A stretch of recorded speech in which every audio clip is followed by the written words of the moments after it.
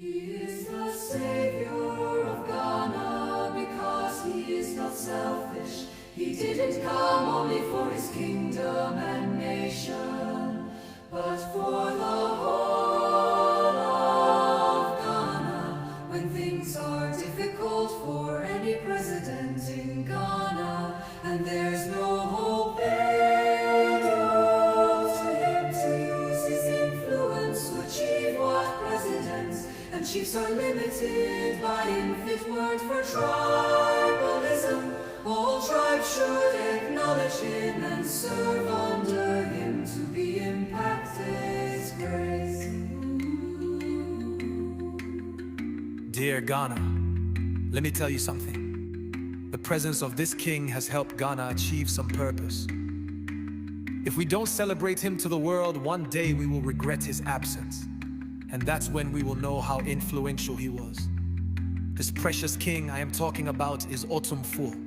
Nana, please, if Ghana and its leaders don't cherish you, please sit at your throne and focus on your nation, Ashanti, because we love you and we will serve you forever. We love you, Nana. We love you, Otumfuo. Asante man loves you so much. Please take good care of yourself for us. Your grandchildren are proud of you. I know many people wish you death because of envy and witchcraft, but it won't succeed. Thinking of chiefs and ignorant people who speak against you reminds me of your greatness as a king. Even when faced with insults from jealous chiefs and foolish individuals, you remain committed to providing solutions for Ghana without regret. You were born for this, Nana. Truly born for this, Otumfuo. Yesu mobia yebesu mukwa. Yesu mobia yebesu mukwa. Efisoni bia yemewa otisemu. Yesu mobia yebesu mukwa. Yesu mobia yebesu mukwa. Efisoni bia yemewa otisemu. Yesu mobia yebesu mukwa. Yesu mobia yebesu mukwa. Efisoni bia yemewa otisemu. Yesu mobia yebesu mukwa. Yesu mobia yebesu mukwa. Efisoni bia yemewa otisemu. Yesu mobia yebesu mukwa. Yesu mobia yebesu mukwa. Efisoni bia yemewa otisemu. Yesu mobia yebesu mukwa. Yesu mobia yebesu mukwa. Efisoni bia yemewa otisemu. Mukwa. Efisoni bia yemewa otisemu. Mukwa.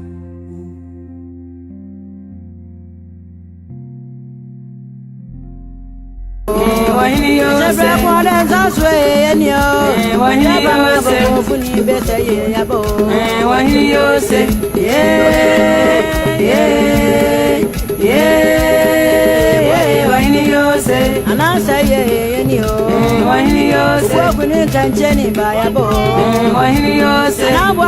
otisemu. Nana say abo, ye nana say when you so say abo, and watch it when you yes upon the many say abo, when you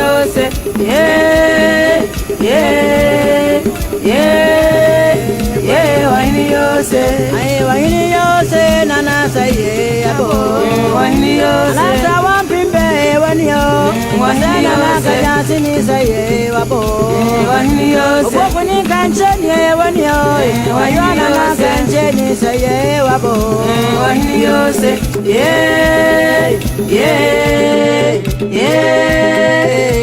wahini yose anasa ye wani yo wahini yose anasa ye wabo wahini yose saswana ne wabo wahini yose anasa wampimbe wabo wahini yose anasini saye wabo wahini yose anasa tutwe wabo wasana anasini saye wabo wahini yose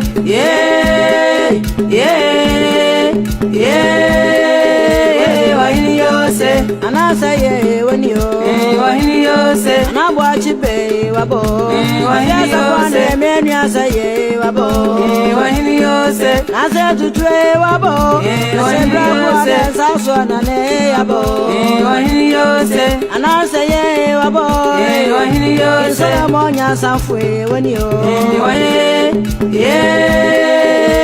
wahini yose anasa ye wani yo wahini yose anabwa chibe wabo wahini yose meni asa ye wabo wahini yose nasa tutwe wabo yose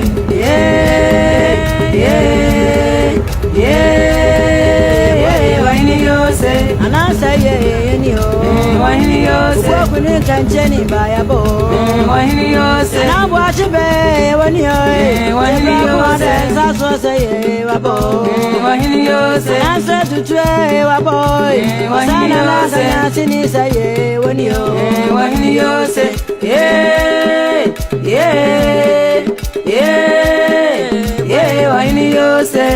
wahini yose nana saye yabo wahini yose nana saye wani yo sebra kwa saso saye wabo wahini yose anabwa chibe wani yo afyasa kwane meni asaye ye bisa bisa no ye bisa fre wahene ne wani Otumfuo ansa mopanyine ne ne frefre we so atu na metri so na nati mpia bi okatachie wo ne frefre we ode se pra kwa dansa so en meje brempona na wahema mpofo amani na no na afri hini edua na atwe brade ode nsini apontre ni o menso na na afri de ntra bewi asante kotoko damlo Otumfuo se etu amponyamwa obo ne to ba bi ehonyunu na pesma kafo anya bi entie na bi ankoka anati mpia bi okatachie anabuachi ya pepetio mu ye kwanta pomu hine ye mwabat nasio aye nane ye mwabat nasio aye nane anabuachi ya pepetio mu ye kwanta pomu hine ye mwabat nasio aye nane ye se nyami amawo aye nane timpia bien katechie na timpia bine yese nyampa mawo opuno kwa da bampu biemie se kwa biemie me be kwa ko ahinie ahina safata se na se tutra bebio kinsolo monya safwe o mango ni bio adisio opuno kwa da bampu biemie se kwa biemie me be kwa ko ahinie ahina safata se na se tutra bebio kinsolo monya safwe o mango ni bio adisio opuno kwa da bampu biemie se kwa biemie me be kwa ko ahinie ahina safata se na se tutra bebio kinsolo monya safwe o mango ni bio adisio opuno kwa da bampu biemie se kwa biemie me be kwa ko ahinie ahina safata se na se tutra bebio yansafwe kwa na le mo mango ni bio adisio opuno kwa da bampu biemie se kwa biemie me be kwa ko ti asenie ahina safata se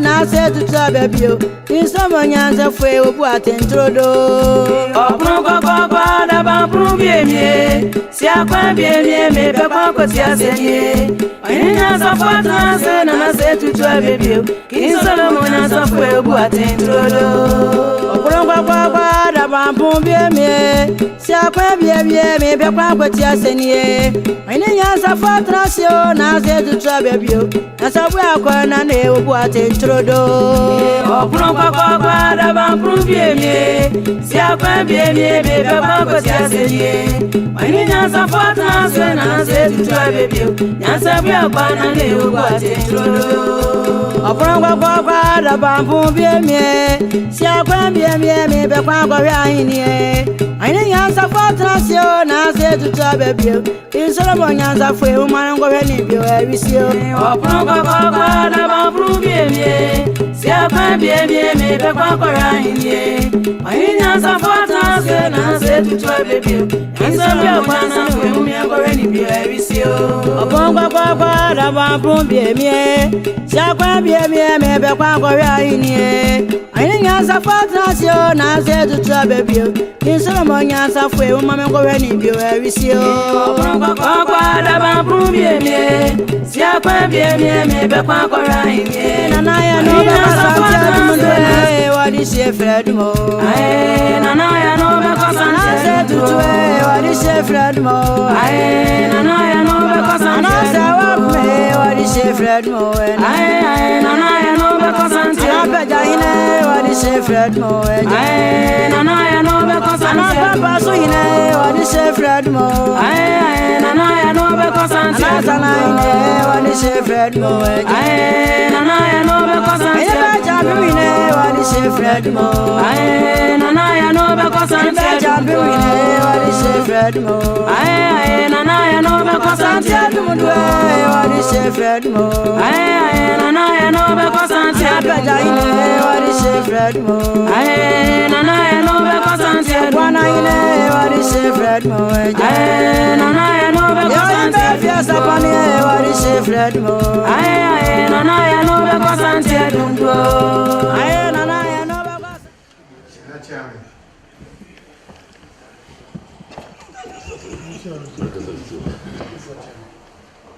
Otumfuo chairman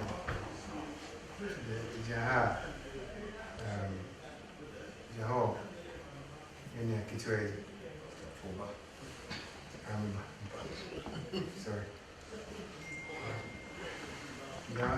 the man Otumfuo akwa about to St. Andrews and then a handful in for Mukan Honda there 8 months ago and I go to my name said I'm over school.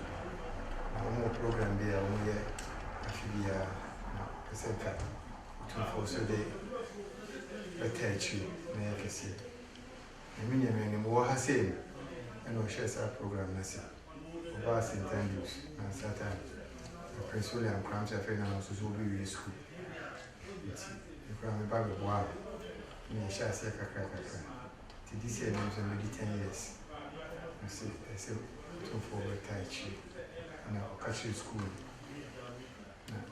na to Otumfuo nti the KCMA school there is KCMA Scotland na so ya the KCMA pa since last week in the year home juma sana na nje na Otumfuo for the do I say to say the Otumfuo asi that uniform didn't buy an assist and you can see why I'm especially Bradley over school has it. But school has it now before anything before any more school has it St. Andrews. I remember her first time I was surprised at school can see and before English I don't know say uncle we have to change it. These were his exact words to me. Uncle we have to change it. The Stati Africa Summit here 4 years ago or 3 years ago, President Suzuba has it. The African company for Obama school who said, a friend said, Africa Susu, on between the account, there is only the account on there for my share. Yeah. Remember Bradley, I can program now, the next 3 days.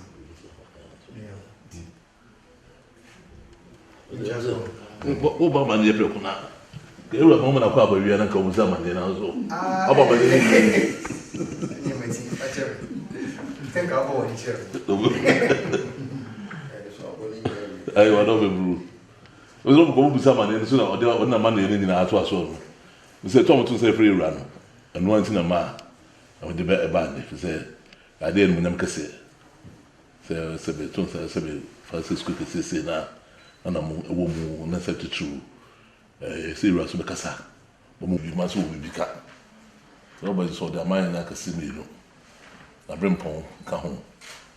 I said, the Dominion Jabba. He said, you know, on by say, of course, I Saturday 2 night and I a domina at the number. And one thing I may and we have the one hand. Oh, had in the rain. You're by a something suffering the man by. Otumfuo chairman. Yeah, that's very. We see Rema, Brady. Actually, the next 3 days, program, Yashishe, I'm Otumfuo. I was saying, I said that on the double, so I don't know what we're doing now, what we just review. Papa, also, I'll do every day now and say, program, that's what I need to speak in English. Yes, hearing properly. Otumfuo, Nanano, members of the executive team at Minchia, and all here gathered. I welcome you once again to St. Andrews, Scotland. As my uncle has said, this is my alma mater. This is where I went to university as an undergraduate. And I established the St. Andrews Africa Summit almost 10 years ago to deliberate on African affairs here in Scotland. And it's now grown from power to power, strength to strength, and by God's grace, it's now the leading African conference in Scotland. So I thank you once again for honoring our invitation. And without further ado, I'll just run through, it's on my phone, the program for the next 3 days. So as has happened by God's grace, today, Thursday, 14 September, Otumfuo has arrived. We don't have any formal program for today. We'll give you all the chance to rest and get familiar with your abodes. Tomorrow, Otumfuo will be playing golf at 10 a.m.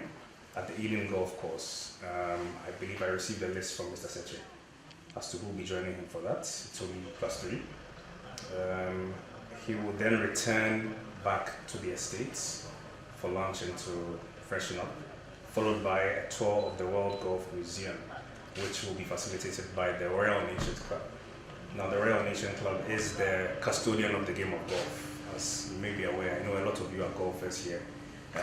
Golf actually originated in St. Andrews, and so they are the body that is responsible for regulating golf, and they've agreed kindly to host Otumfuo for a tour and some discussions at 4 p.m. tomorrow. Followed by that, Otumfuo has gracefully also accepted Ambassador's invitation to dinner. So there'll be a dinner at King's Barnes Distillery, which is one of our whiskey distilleries here in Scotland. If you know anything about Scotland, golf, whiskey, those are our expertise. And so we have exclusive use of the venue, and Otumfuo and his guests, 19 guests, will be there, followed by a small reception for everybody else to join as well. After which Otumfuo will come back home, and then on Saturday is the main program. Otumfuo will meet with the principal at University House, which is her official residence, on Saturday morning at 10:30 a.m. He will then come back to the estate and then go to the university for his official address at Lower College Hall. On the way to Lower College Hall, just at the entrance, we have a small flagstone which the university has in my name, and we'd also like to present that to Otumfuo to have a look at that on his way into the venue. Followed by that, Otumfuo will come back for lunch and refreshments if he wants to change or anything like that, ahead of sitting in state at the same venue at 4 p.m. to 6 p.m. and then the program will be done. So that's it for now.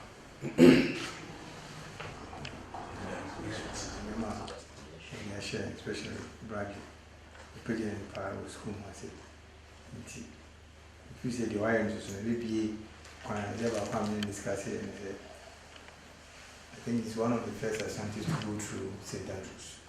And that's Ashanti will be a image. Because I see a Otumfuo by the senior friends one slot a bit media Santinia for St. Andrews every year. It's in the society and it's in because we'll be a wine. See how we can also make it work. Let's say for Ghana, really for Santi.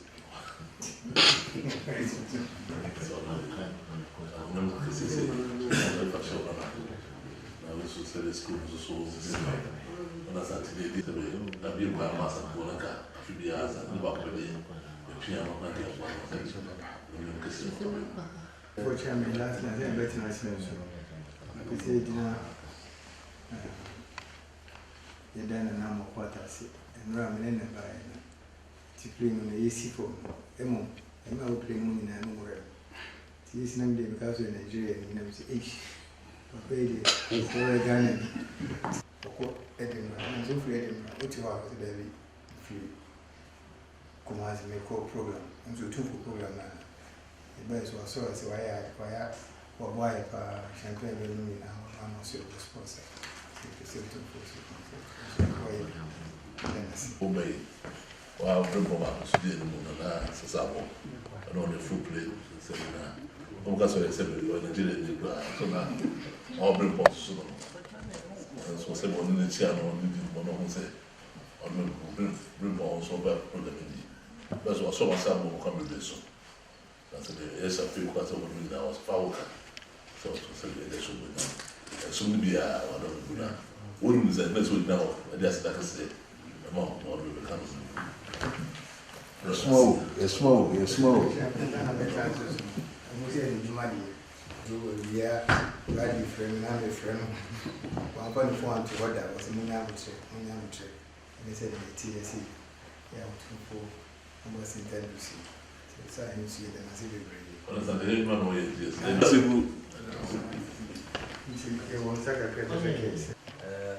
Chairman, I also wanted to take the opportunity to introduce my director for this year, Keynote Otumfuo. As I said, I started this organization as a student, and after graduating each year, we've had a council of students who've taken responsibility for this summit. And this year and last year, Madeleine was the one who did so. So, with your permission, I would allow her to introduce herself to Otumfuo. So, we said it on ourselves. So, what the opinion of the nature of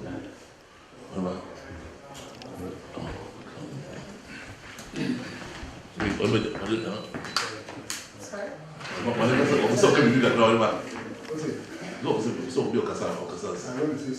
Yes. So it's very important to me that you know how incredible this opportunity is, not just for myself or for the Africa Summit, but for this university. We've not been able to bring in anybody from outside of the UK for our summit since before 2020, and for when the president of Ghana came to our summit. So this is incredible that we're finally able to bring in people again, and the fact that it is yourself is even more exciting. Beyond just that, I come from a very small town in Connecticut in the United States. There's mostly just trees, and nobody imagines meeting anybody of your caliber or of your status. So what's been incredible about posting this event all over social media has been not just the reaction from students and from community members here, but all over the world. Anybody involved in this, their friends from back at home, their family, they all are asking, how can I come and meet the King? How can I come and watch this event? So my family is in town. One of our family friends traveled from Switzerland to come see this. Oh. The excitement that you've generated is massive. So not only do I want to thank you, but I also would like to welcome you in a way that is customary to where I come from. So I left Connecticut a couple years ago with my family. We're now living in South Carolina. And one of our favorite new traditions that my mother has probably taken to an extreme is the tradition of giving welcoming beads to anybody who comes into our home. So on every door in our house that leads outside, we have a set of welcoming beads. That is a custom that began when, unfortunately, slavery was brought to the South. But what that meant is that Southern cultures tend to have a very diverse mix of people coming from all over the world. So our welcoming beads have a historical background of Afro-Caribbean influence. And what they are, they have an oyster, which is symbolic of Charleston, South Carolina, and the exports that usually come from our area. And the beads, which are symbolic of creations, yes. So they're all over our home, and I wanted to extend them to you to say thank you. Welcome. Thank you very much. Thank you. Thank you.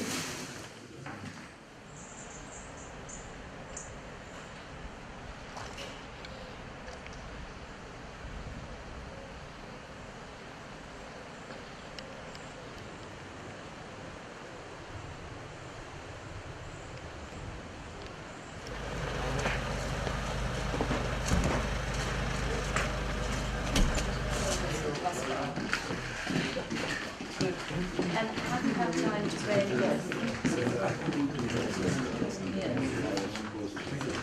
We were very pleased with Kristen. Thank you also for receiving, when my office received the invitation. And then my president also said, look, I was there in 2020, so you have to, definitely remind me, you have to go. And I go. Oh, that's lovely to hear. So it was more like having to meet the young ones and talk to them about Africa. And for people to appreciate where Africa is, what can be done and all that.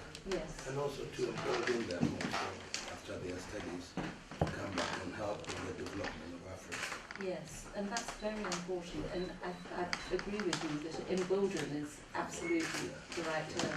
To raise their aspirations and raise their sights. We all think that is very important. Especially with the university with over around 40 nationalities. That is correct. Yeah, we are a remarkably international university in a very small town. Yeah. Just 3 streets and 140 different nationalities. Yeah. I believe you may also be aware that you are visiting us during a very special week in St Andrews, where we've had the wonderful announcement this week that we have achieved a historic double first. That we are top of the 2 major league tables. That's right. We have displaced them from the status quo. We're all very proud, aren't we? Yeah. And we were just saying, I was just saying to your colleagues that that sort of disruption of the status quo is a good thing. It makes everybody think. It raises aspirations and. It makes everybody think that we can all do that bit better. The Guardian has coined stock split. I should tell you, Your Majesty, that I actually have a sign saying Stocksbridge above the door into my office now. Yes, have a look at it before I leave. But then that goes to your leadership anyway. Congratulations also for that, because since you took over, I've read through, and what you've done to achieve this reflects what your capacity and your ability to steer this. Because now, from what I read, your students now are very positive when they go out. They are extremely. That is absolutely correct, Your Majesty. They're very positive. They go out to a wide range of different types of employment, and they're confident. We like to think that the culture here produces students who are inquiring and curious and confident, but they're also global citizens. They know they have social responsibilities as well. It shouldn't all be just about the individual. We try to develop that culture of mutual respect. Right. Well, that's good.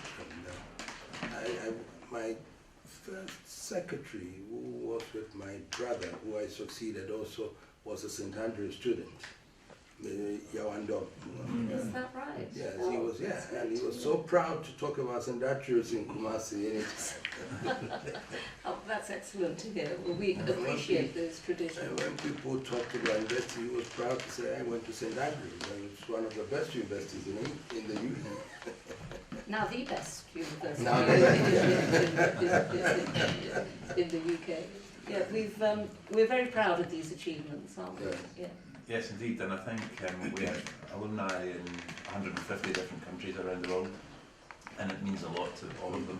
And we've been inundated these last 2 days with messages of congratulations and support, and I think our alumni are so proud of being part of the university.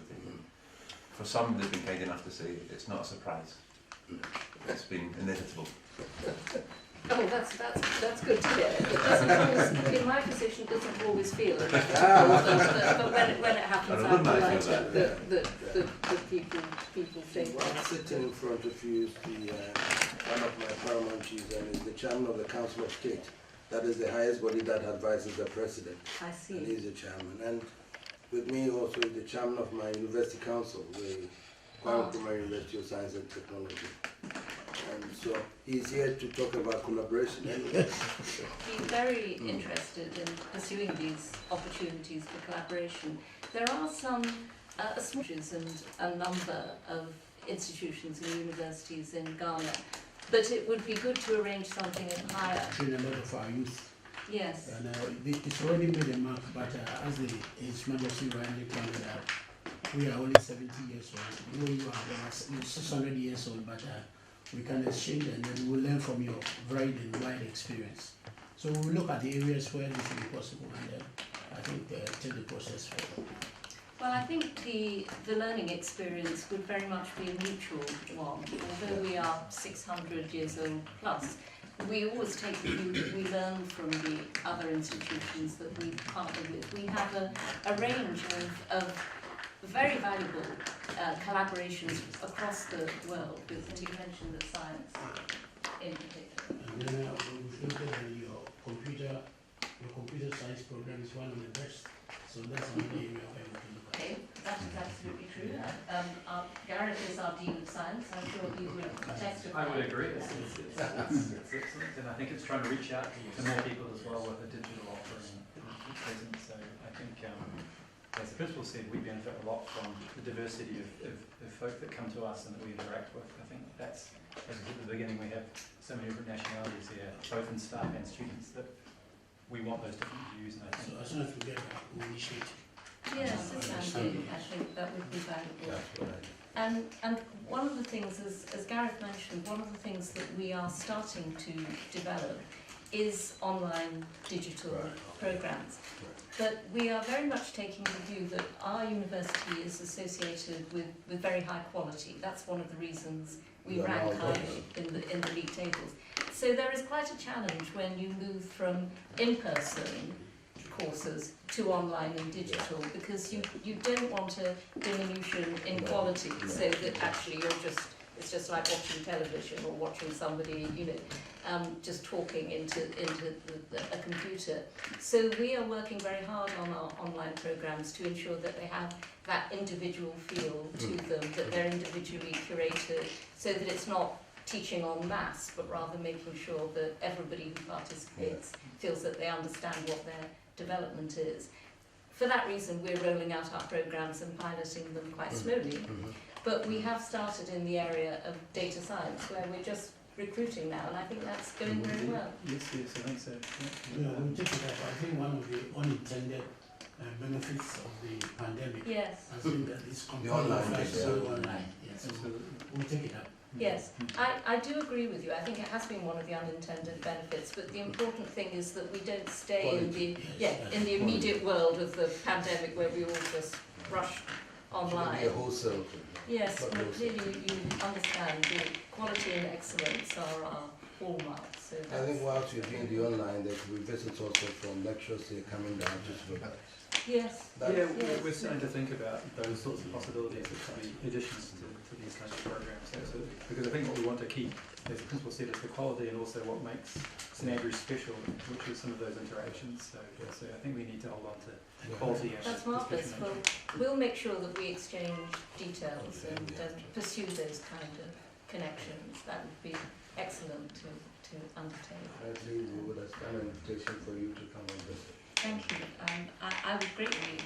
Well, it has to be. This is very much a mutual thing, and that's really been part of our history since we were founded in the 50s. People often think that the Scottish universities took a model from England, but I have to tell you that I informed Your Majesty, yes, there has always been that argument, and that goes right back to the 15th century.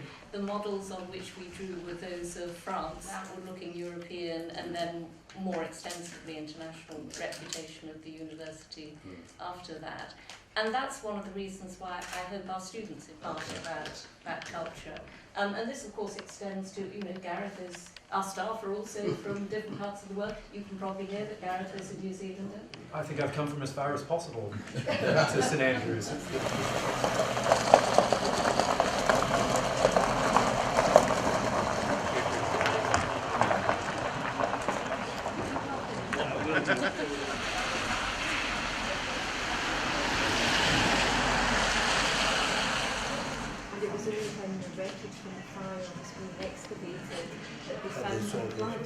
And they were in the cupboard, wrapped up in newspaper. So they date to end of 17th, early 18th century.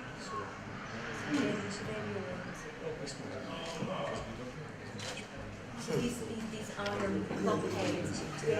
So because the courses were much less manicured in the 18th century, 19th century, it meant that they had to have these iron club heads to get the ball out of rough furrows around. That's why they had to. And they damaged the balls very easily as well. When they were playing with feather balls, they were easily damaged. These are the balls. And these are the feather balls, yeah, some of the examples of feather balls. Yeah. They were very time consuming to make, and very expensive to make, that they damaged easily. So when the gutta percha ball was introduced, it was much more durable. And then it was discovered with the gutta percha ball that if it got nicked and little dents in it, the ball actually flew further, which is why it resulted in the dimples being created and manufactured and playing around with different designs. Yes, absolutely.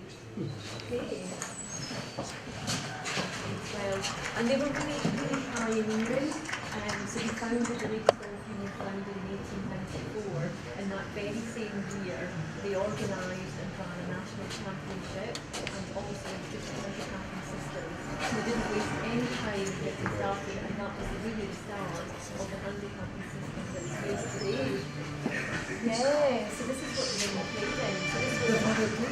Yeah, that's what the women do. So there's very, very strict rules around etiquette and what we think for women to wear in the golf course. And so they wore these long hairy skirts and heavy jackets. And then round here, so a women golfer called Gloria Lake.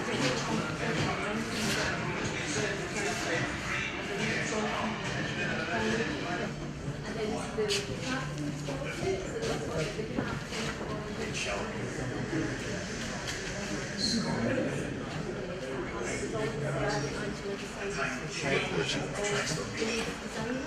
this is an example of the clothing that she designed. Huge ocean liners sail across the balls in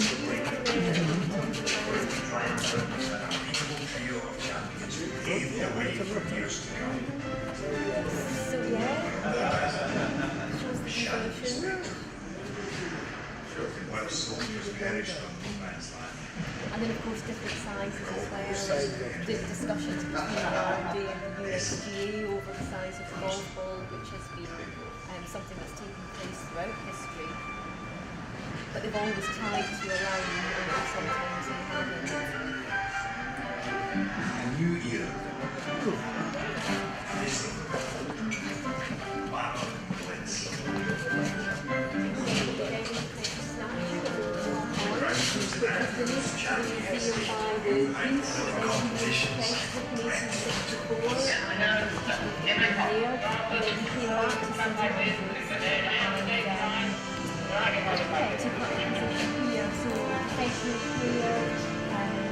His mentor,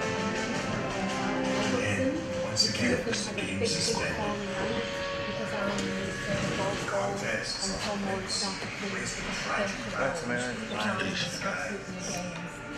but they were a formidable pairing.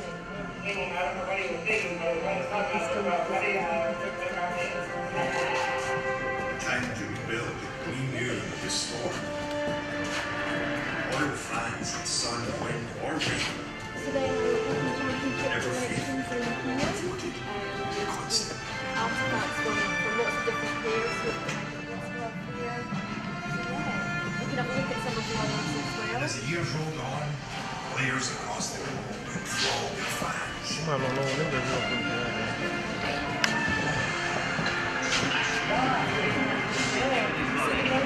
Women's championship established. Wrong one by James Braid.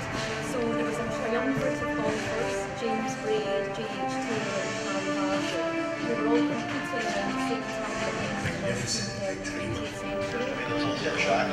Braid and Taylor won 5 Open Championships. Harden won 6. And Tom Watson came very close to winning 6 at Tiger in 2009. But we're very fortunate to have James Braid which really started from the mid-1700s. Sometimes it was along trading routes, sometimes it was the military who posted overseas, and sometimes they set up very rudimentary golf courses and made very basic clubs and balls to play with. Some of those courses were built in a day so that they could take their sport with them overseas. So this is an area that we're really developing as well, and over here is a World of Golf section where you look at how golf is everywhere, how it's become a really global sport, and how important it is culturally and historically.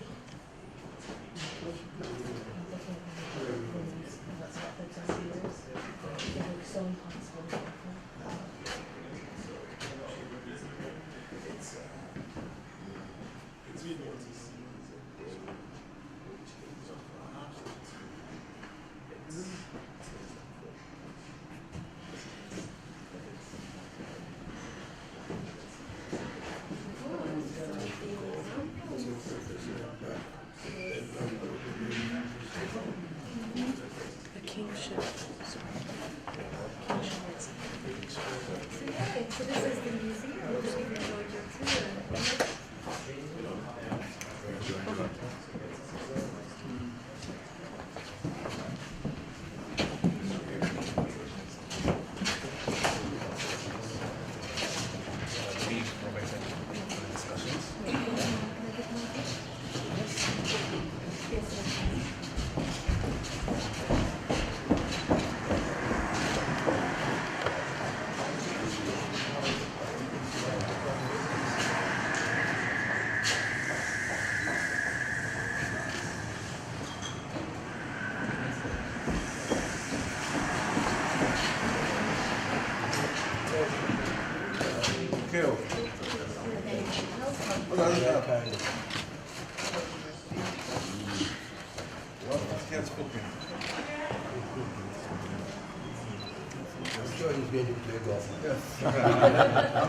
You've now converted me.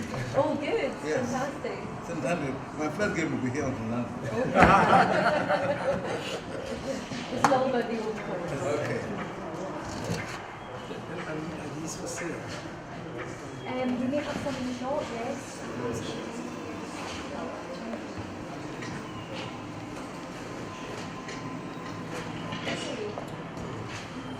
Thank you.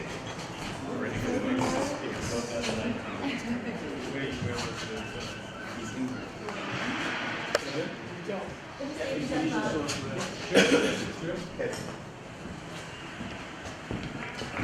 go across the road, a couple of okay?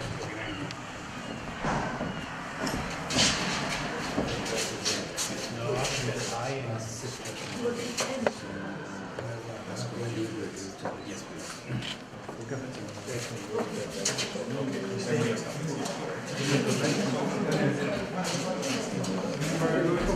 Kevin, can you take your next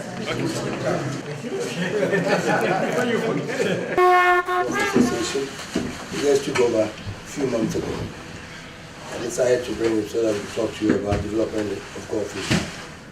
Why have you abandoned us? Tell me everything. Well, I'd like to think we haven't abandoned you, but as we were saying, the relationship had got a bit quiet.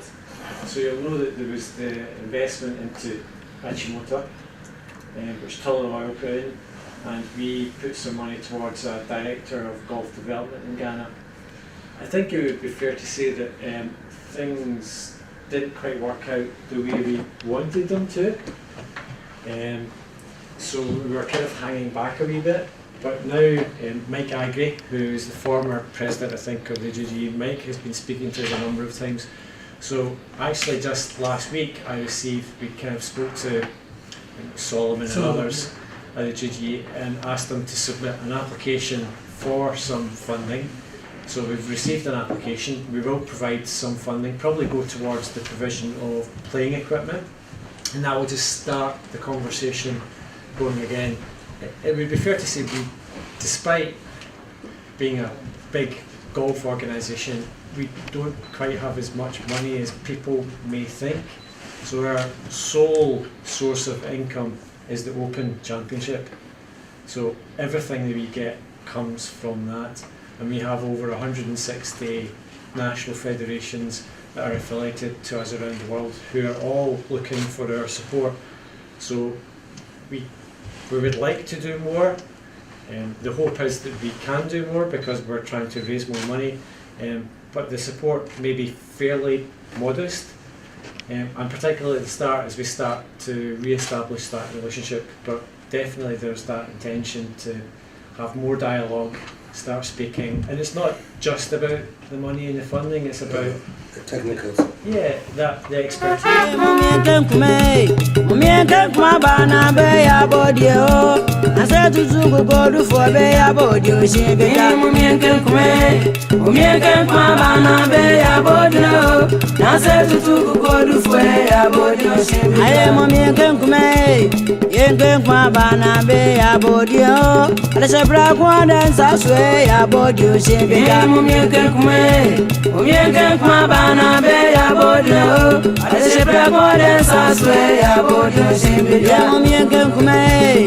Yengen kwa bana be ya bodio ajoba mango go funye ya bodio shebe ya yengen kwa bana be ya bodio ajoba mango go funye ya bodio shebe yengen kwa bana be ya bodio anabwachi na mebe ya bodio shebe ya yengen kwa bana be ya bodio anabwachi na mebe ya bodio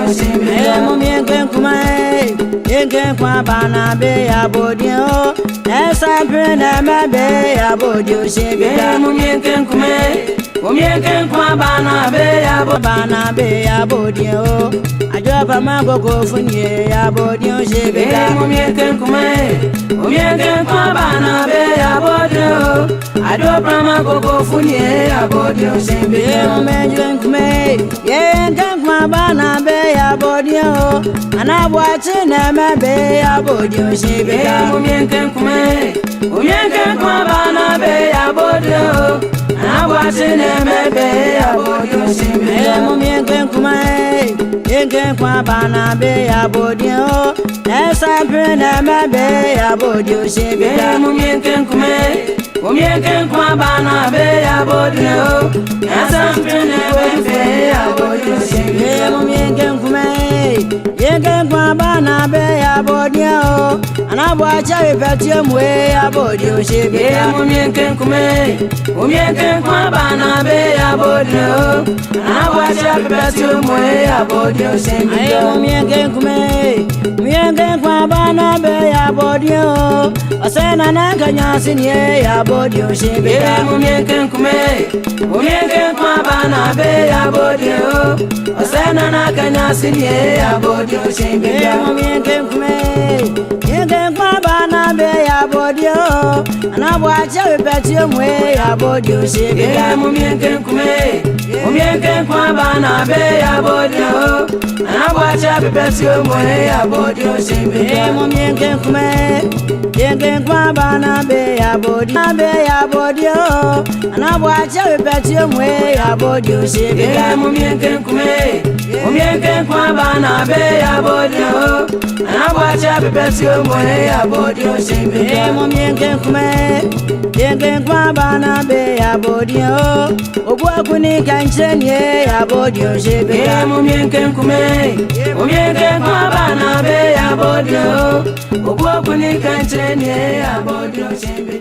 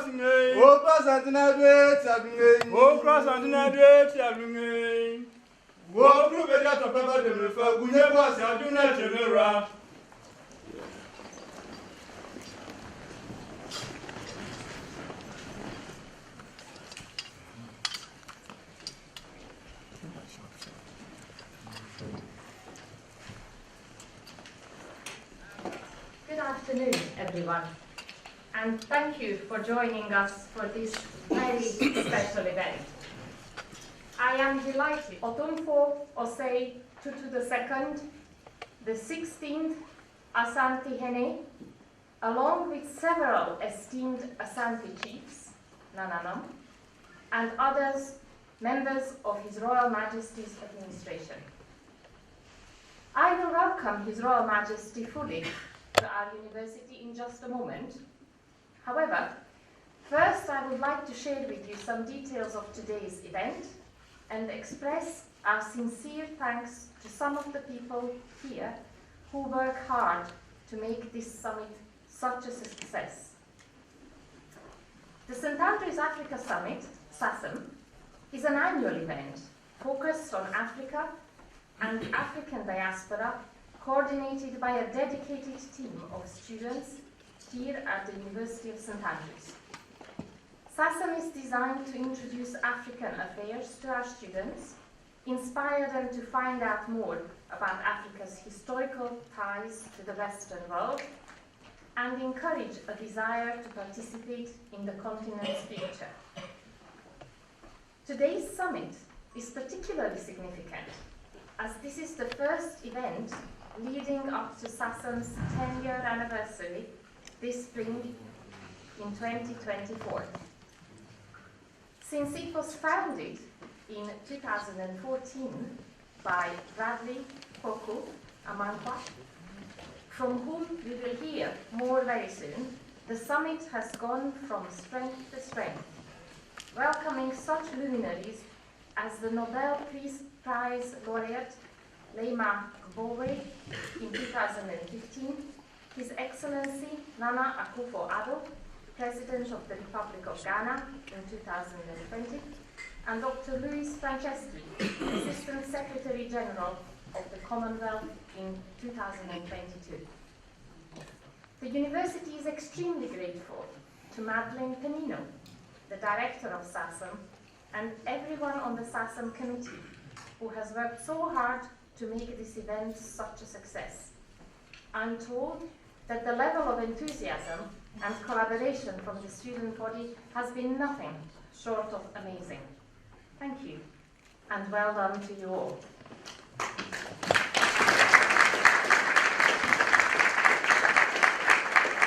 In his founding of SASM in 2014, but also in the extraordinary efforts he has made to bring this event to fruition today.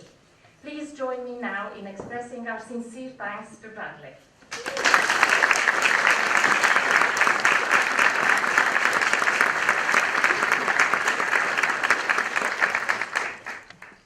It is now my huge pleasure to welcome our very special guest, His Royal Majesty Otumfuo Osei Tutu II. His Royal Majesty was installed on 26th of April 1999, and since then has become renowned for his transformational and inspirational leadership. He has received many accolades, including the Pillar of Peace Award for his visionary leadership in restoring peace in the Kingdom of Gabon in Ghana, from the Africa Premier Leadership Awards in 2020, the Chartered Institute of Marketing Ghana President's Special Award in 2019, and was bestowed with an honorary degree from his alma mater, London Metropolitan University in 2006. As a founder and patron of the Otumfuo Osei Tutu II Foundation, he has expressed his clear passion for educational development and the power of education to transform lives. His dedication to education in Ghana is also demonstrated by his role as Chancellor of the Kwame Nkrumah University of Science and Technology. The wider aims of the Foundation have much in common with the themes of the University of St. Andrews strategy, which looks to place our 600-year-old university on a strong footing for the future. Entrepreneurship is one area in which we share a focus, and the Foundation's Otumfuo Entrepreneurship Challenge plays an important role in nurturing the next generation of Ghanaian entrepreneurs. His Royal Majesty is also known for his environmental vision. In 2019, he announced the planting of 2.5 million trees around Lake Otumfuo to protect the water bodies of the Asante Kingdom and preserve the land for the next generation. This is yet another area in which our goals align, with the St. Andrews Forest Project forming an integral part of our commitment to becoming a net zero university by 2035. Finally, on a personal note, I'm told that His Royal Majesty is rather keen on golf. Another topic you can learn a lot about in St. Andrews. I sincerely hope that your visit to our town and university demonstrates how much we have in common, both on and off the fairway. So with such distinguished speaker, it seems we are for an outstanding address today, and we have much more to look forward to during this afternoon's reception and formal sitting in state ceremony.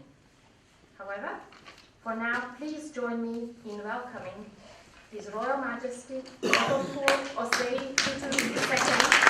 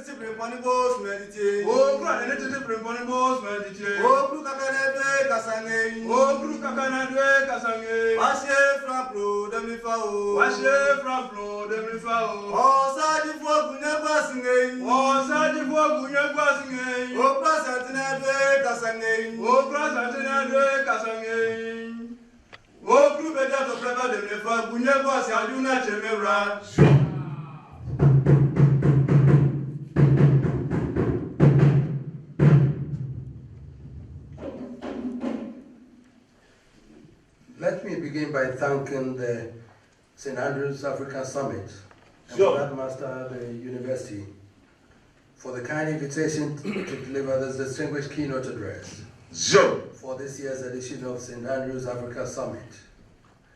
The last time I delivered such an address at the University of Cambridge, it coincided with the university overtaking its traditional Oxford rivals for the first spot in the university rankings. I am happy to note that this time round, the University of St. Andrews had broken the duopoly of the Oxbridge colleagues and leapfrogged them to take first spot in the rankings. Well done to the Vice Chancellor and the University for continuing your success continue. Your Africa Summit initiative underscores your commitment to the continued study of Africa, both academically and as a challenge to the evolution of human development. The continent presents a study of immense importance to our generation. Only a few days ago, the African Union, representing the 57 independent states of the continent, was admitted into the G20, which until now has been the club of the global rich. Whether this was an exercise in window dressing or a significant step in the process of global development, only time will tell. But at least, the move underscores the point that Africa can no longer be taken for granted. The imperatives of global peace and harmony require everything both within the continent and in the larger global community about our place in the global family. We face the incontrovertible fact that Africa has been badly served by past history. Our history has been distorted, and we have served periods when even our very humanity has been challenged, even crucified on the cross of Hegelian intellectual. Our generation now has the obligation not to whine and complain, but to stand up and challenge the distortions of the past. We hope great institutions like St. Andrews, through a forum such as this summit, will be part of the quest for the requisite positivity, rationality, and integrity in the study of African affairs that will be conducive to the emergence of a new climate of harmony. It is the reason I'm here, to share our thoughts on traditional leadership in the modern democratic society. The last century was arguably the defining century of the continent of Africa. The preceding century had been, for me at least, the century of humiliation, when the entire continent was carved up in an orgy of colonialism described as the scramble for Africa. The first half of the last century was an extension of the preceding one, with all but Ethiopia, Egypt and Liberia under foreign control. The second half of the century, however, saw the dramatic change in the circumstance with the political emancipation of the whole continent from colonial subjugation. It will seem obvious, therefore, in considering the modern African democratic society, that the starting point would be the post-emancipation era, approximating to a little over the last half century. Unfortunately, I fear that will only paint a hazy picture of traditional leadership in Africa. For a fuller picture, we need to leap back in time to be able to feel and appreciate the evolution of traditional leadership across the continent through different epochs. We should examine a snapshot of traditional leadership in the epoch before the European invasion and consequential colonization. Then look at the role of traditional leadership during the epoch of colonial rule to provide the context within which one can fully appreciate the role of traditional leadership in our modern democratic society. It has become the burden of our generation to challenge the historic injustice meted out to our continent through the inhuman characterization of its inhabitants, our forefathers, as some subhuman species who needed to be dragged into civilization. As a corollary to this endeavor, attempts have been made to decapsulate the continent by pretending that the nations of the north, such as Egypt, are not of Africa at all. Such is the prejudice and the hate that since the power of Egyptian civilization cannot be denied, they must construct the subterfuge that no such civilization could come out of the so-called dark continent, and therefore Egypt cannot be Africa, should be of Africa.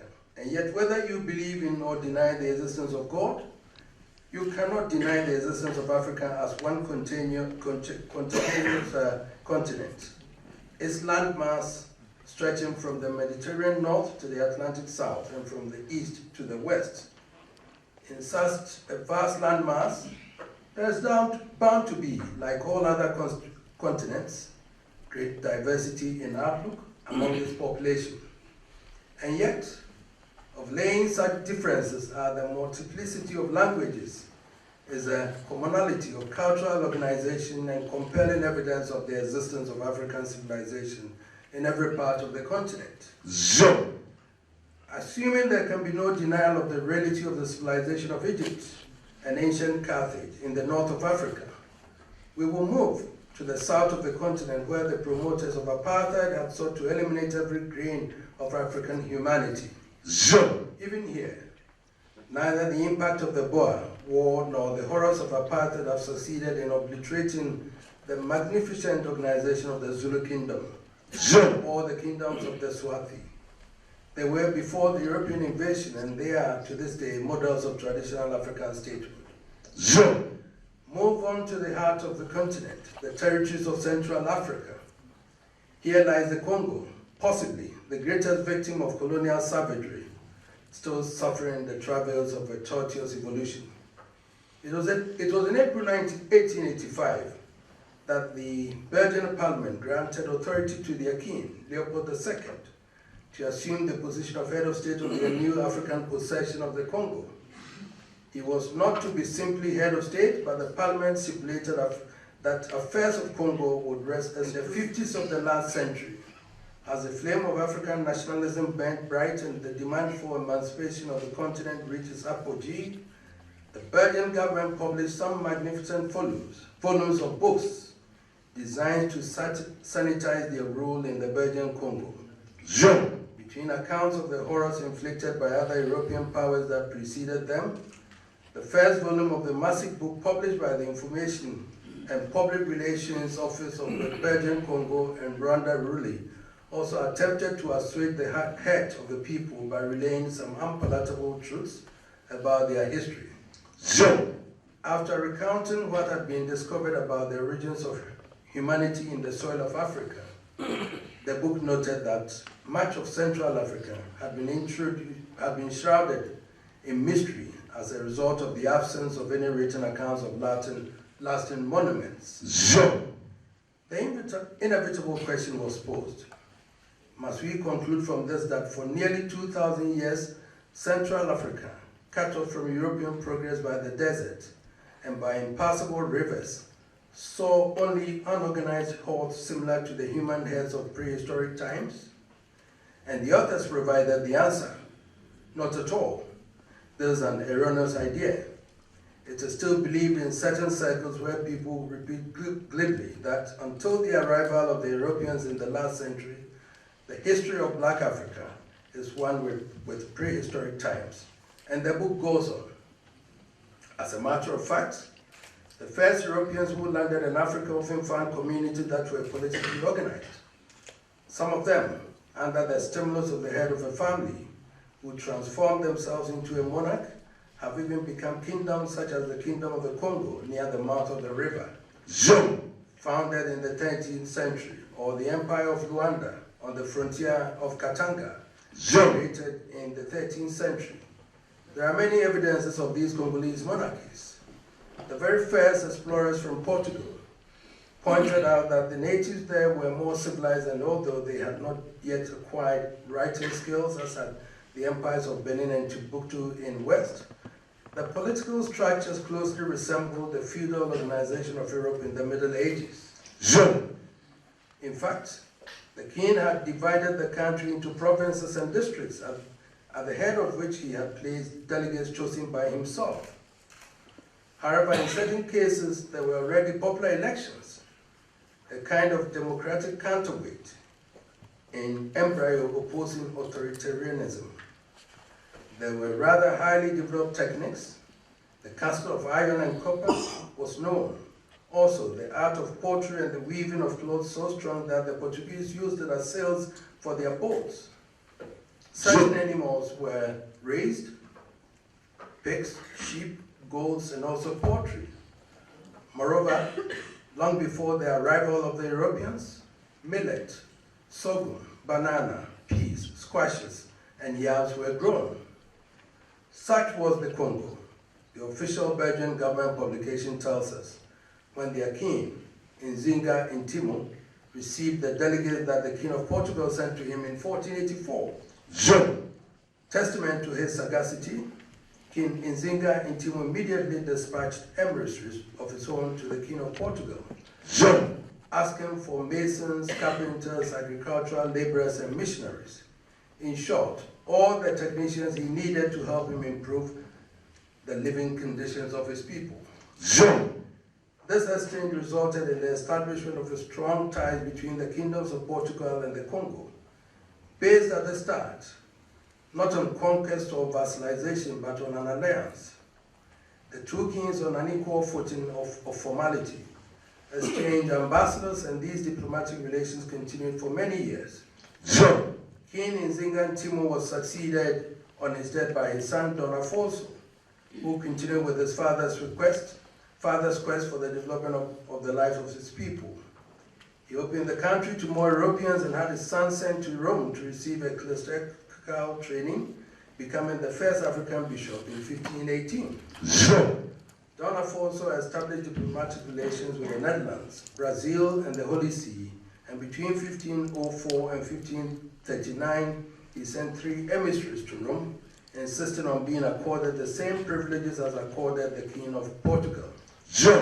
Obviously, his assertiveness was displeasing to the Portuguese, but of greater consequence, King Afonso was indignant about the vices which Portugal had introduced into his country. The Portuguese had introduced alcoholism, extortion, and slave trade on a scale which was destroying the moral fiber of his people. An indignant King Afonso threatened to cut off commercial relations with Portugal if they did not stop. It began a period of turmoil in relations between the two countries, leading to an open warfare against the king, Don Antonio, and the crushing of the Congolese in the Battle of Impila in 1665. From that time on, the decline of the Kingdom of Congo was swift, crushed by military might, abandoned by commerce which had shifted to Angola, and weakened by the slave traffic.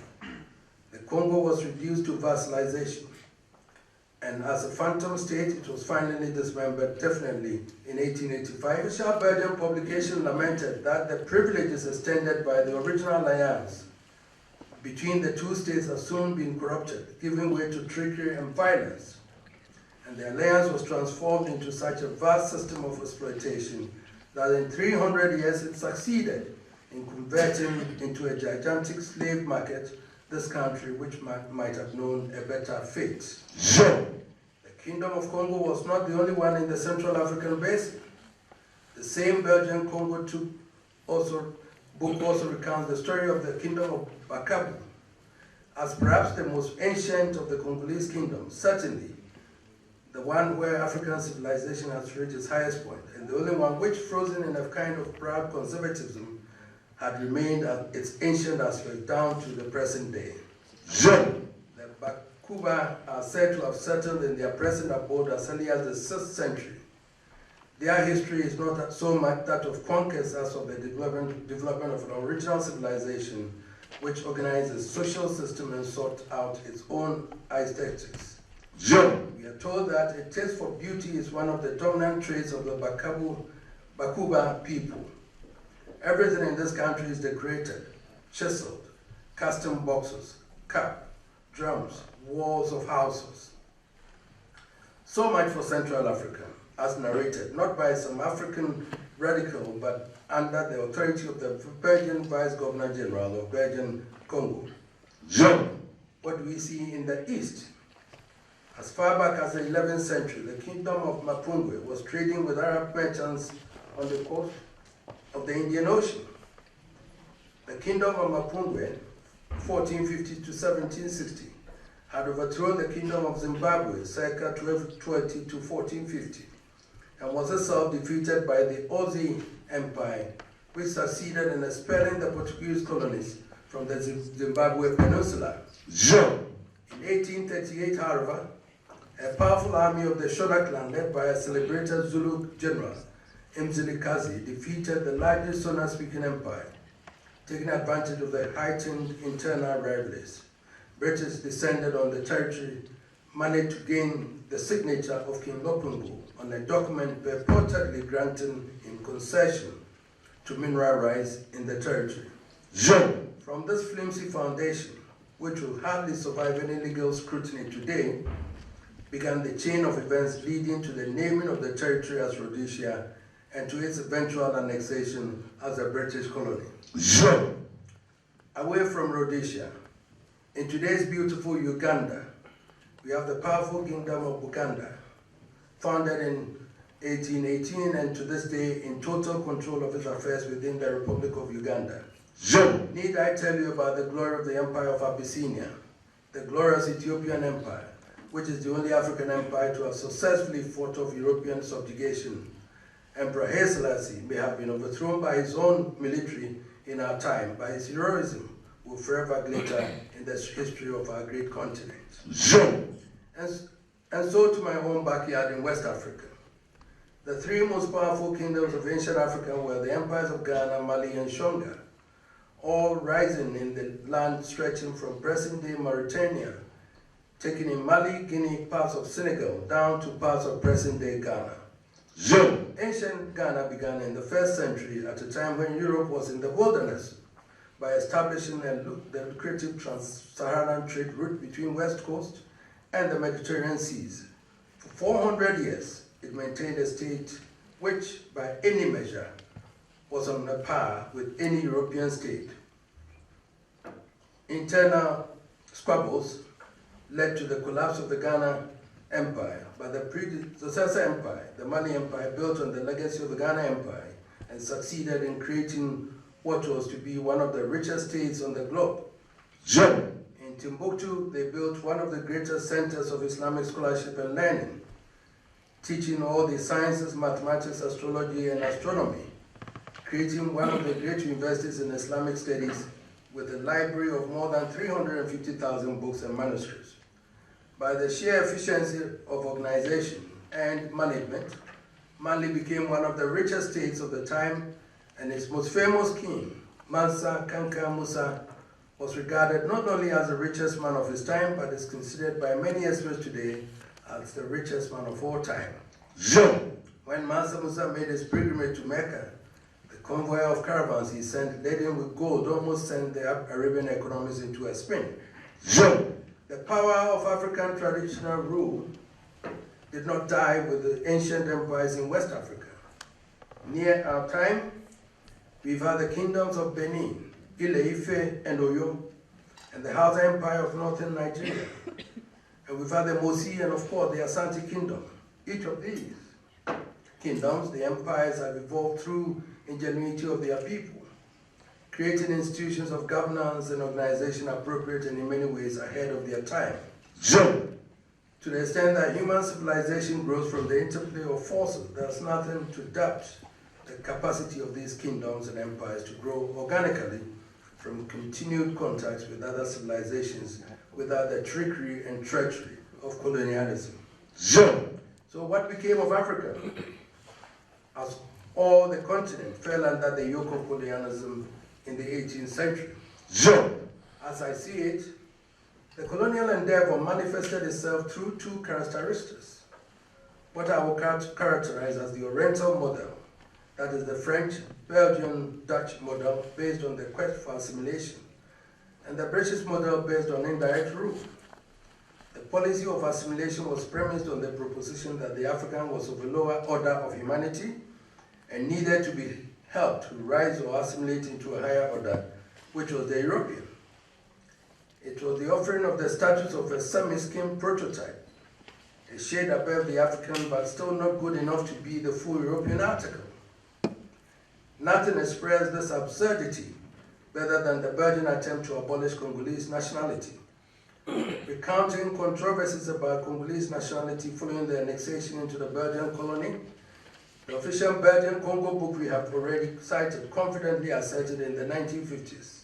It is, and I quote, it is the unanimous opinion that Congolese nationality no longer exists.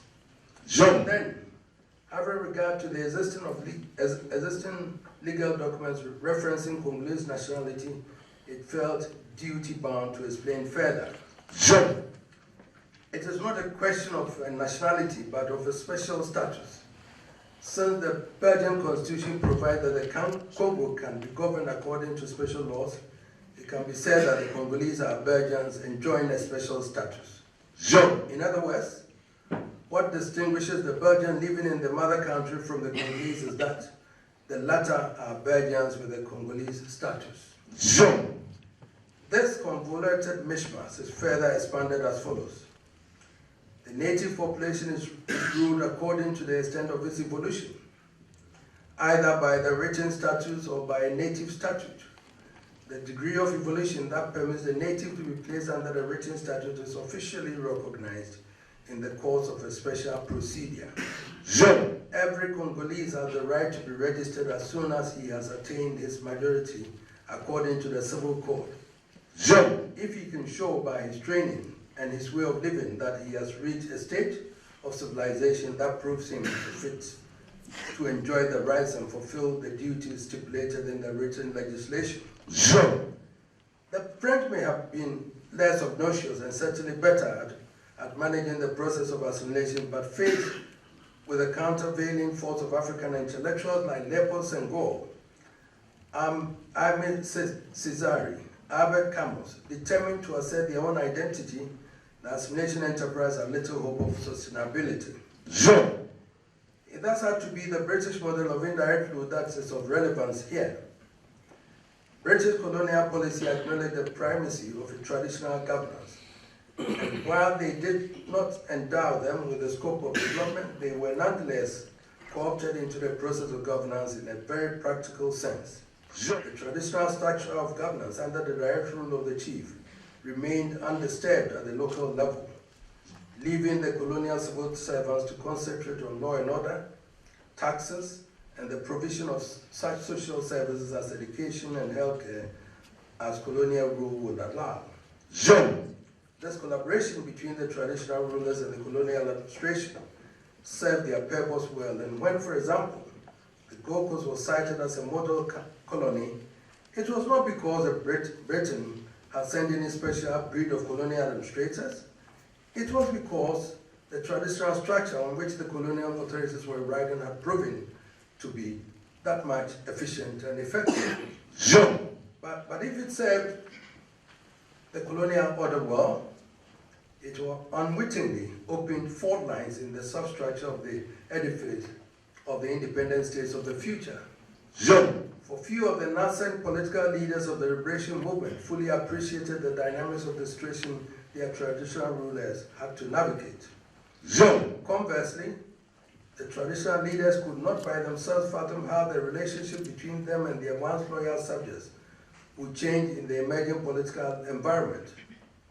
As I have argued elsewhere, it left a trust deficit in relations between our chiefs and our nascent political leaders, which had a negative impact on the constitutional arrangements by which the countries regained political independence.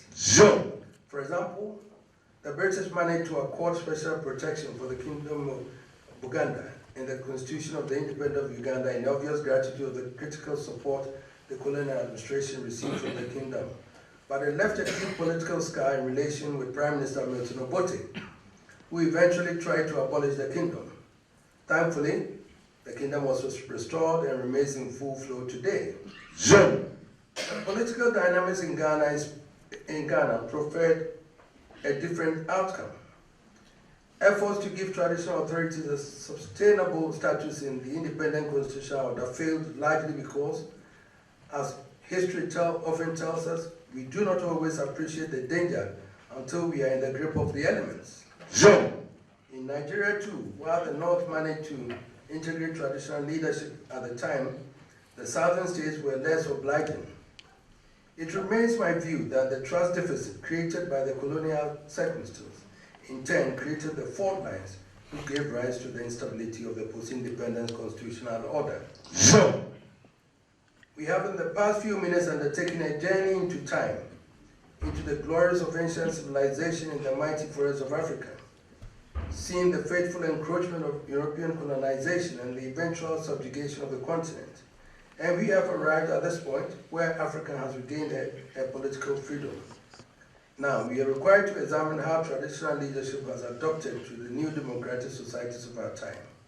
Frankly, one would have thought from the epic journey we have undertaken that the issue we are dealing with could be framed differently, namely how far we have gone or how successful we have been in ensuring that the new democratic ideals we have imbibed are firmly rooted in the African soil.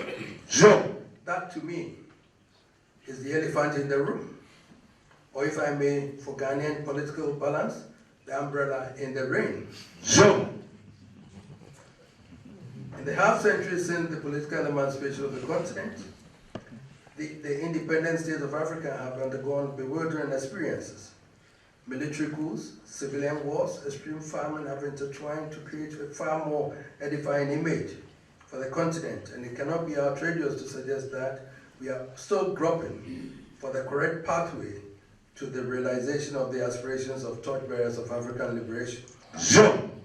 From all the experiences of the past 5 decades or so, a pertinent question arises whether the political dispensation and constitutional arrangements on offer are adequate or appropriate of our circumstances. If we are honest, we will have serious doubt about a system which offers little or no scope for consensus building in an environment which demands all hands on deck.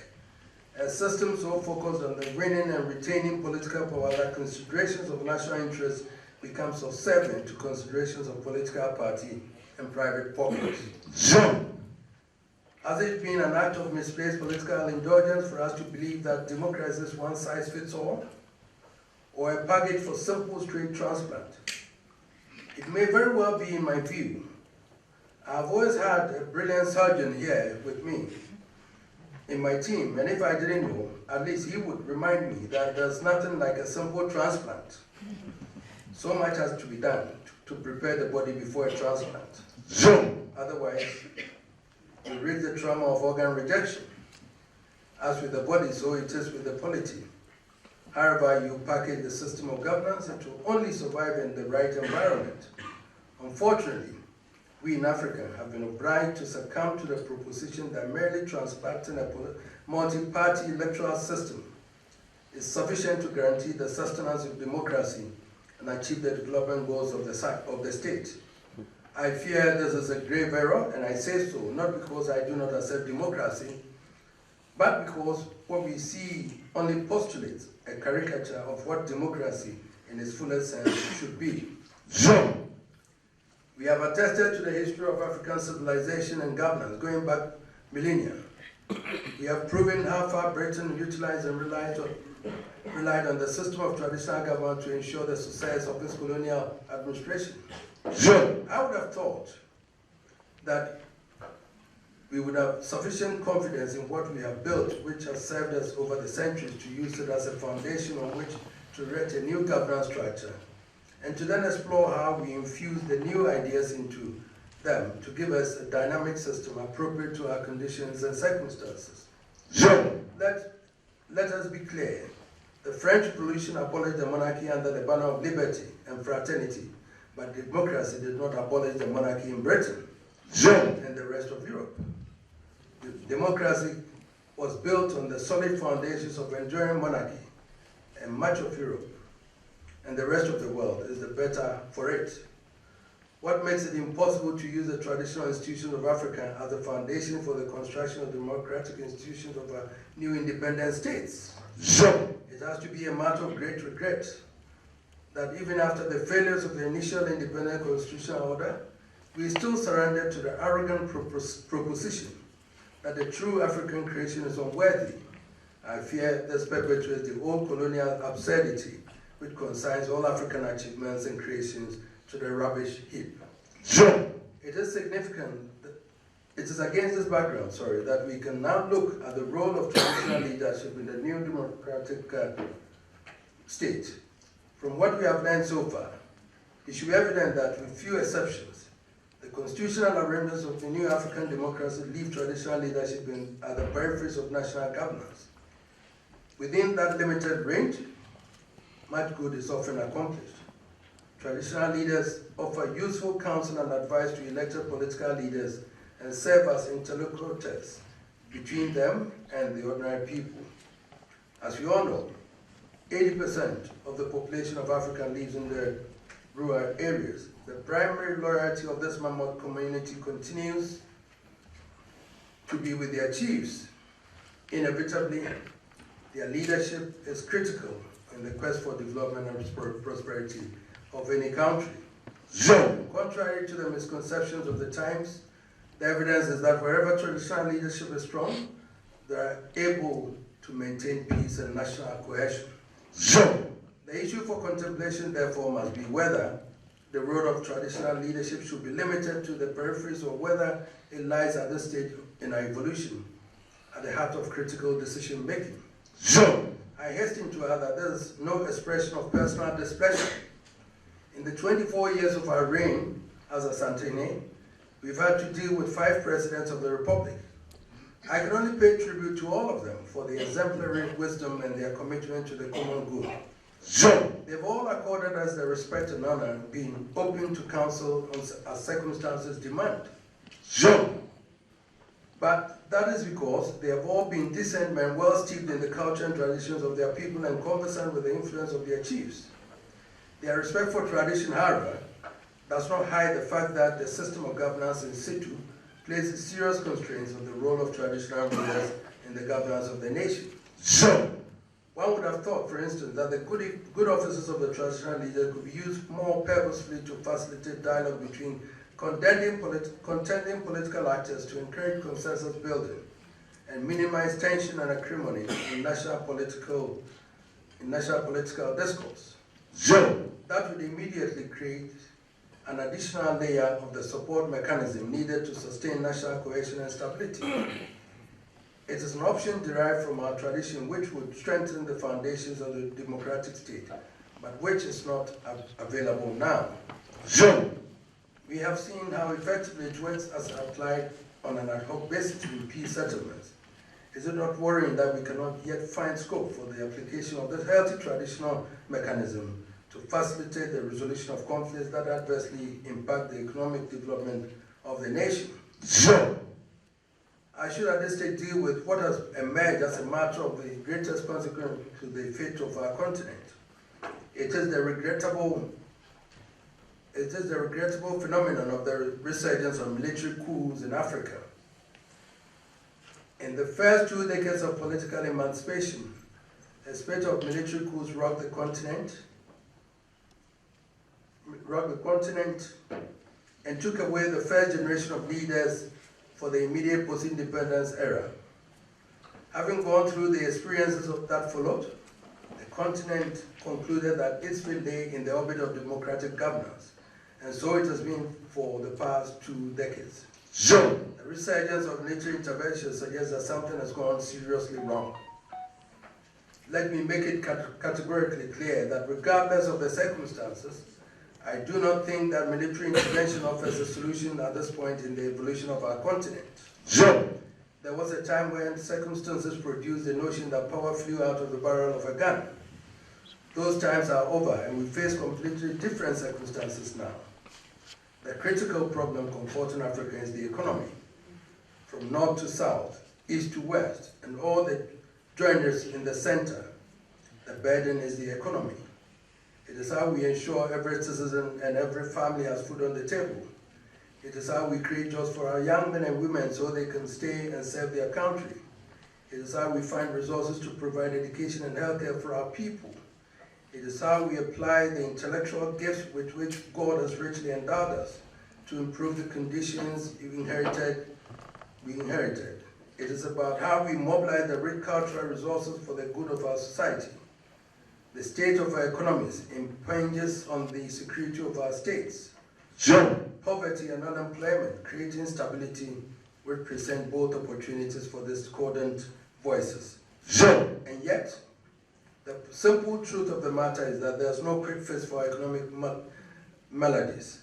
In particular, it has to be stressed that there's no bullet that can deliver an economic miracle to any country. It has to be said, therefore, that military intervention is fraught with more dangers than it seeks to solve. It is what I consider a ride on a tiger. Jumping on the back of a tiger is an easy bet. Maneuvering the tiger, and particularly dismounting from the ride, is a risk of the cemetery that is better avoided. Anyone in the military, therefore, will be wise to think before he leaps.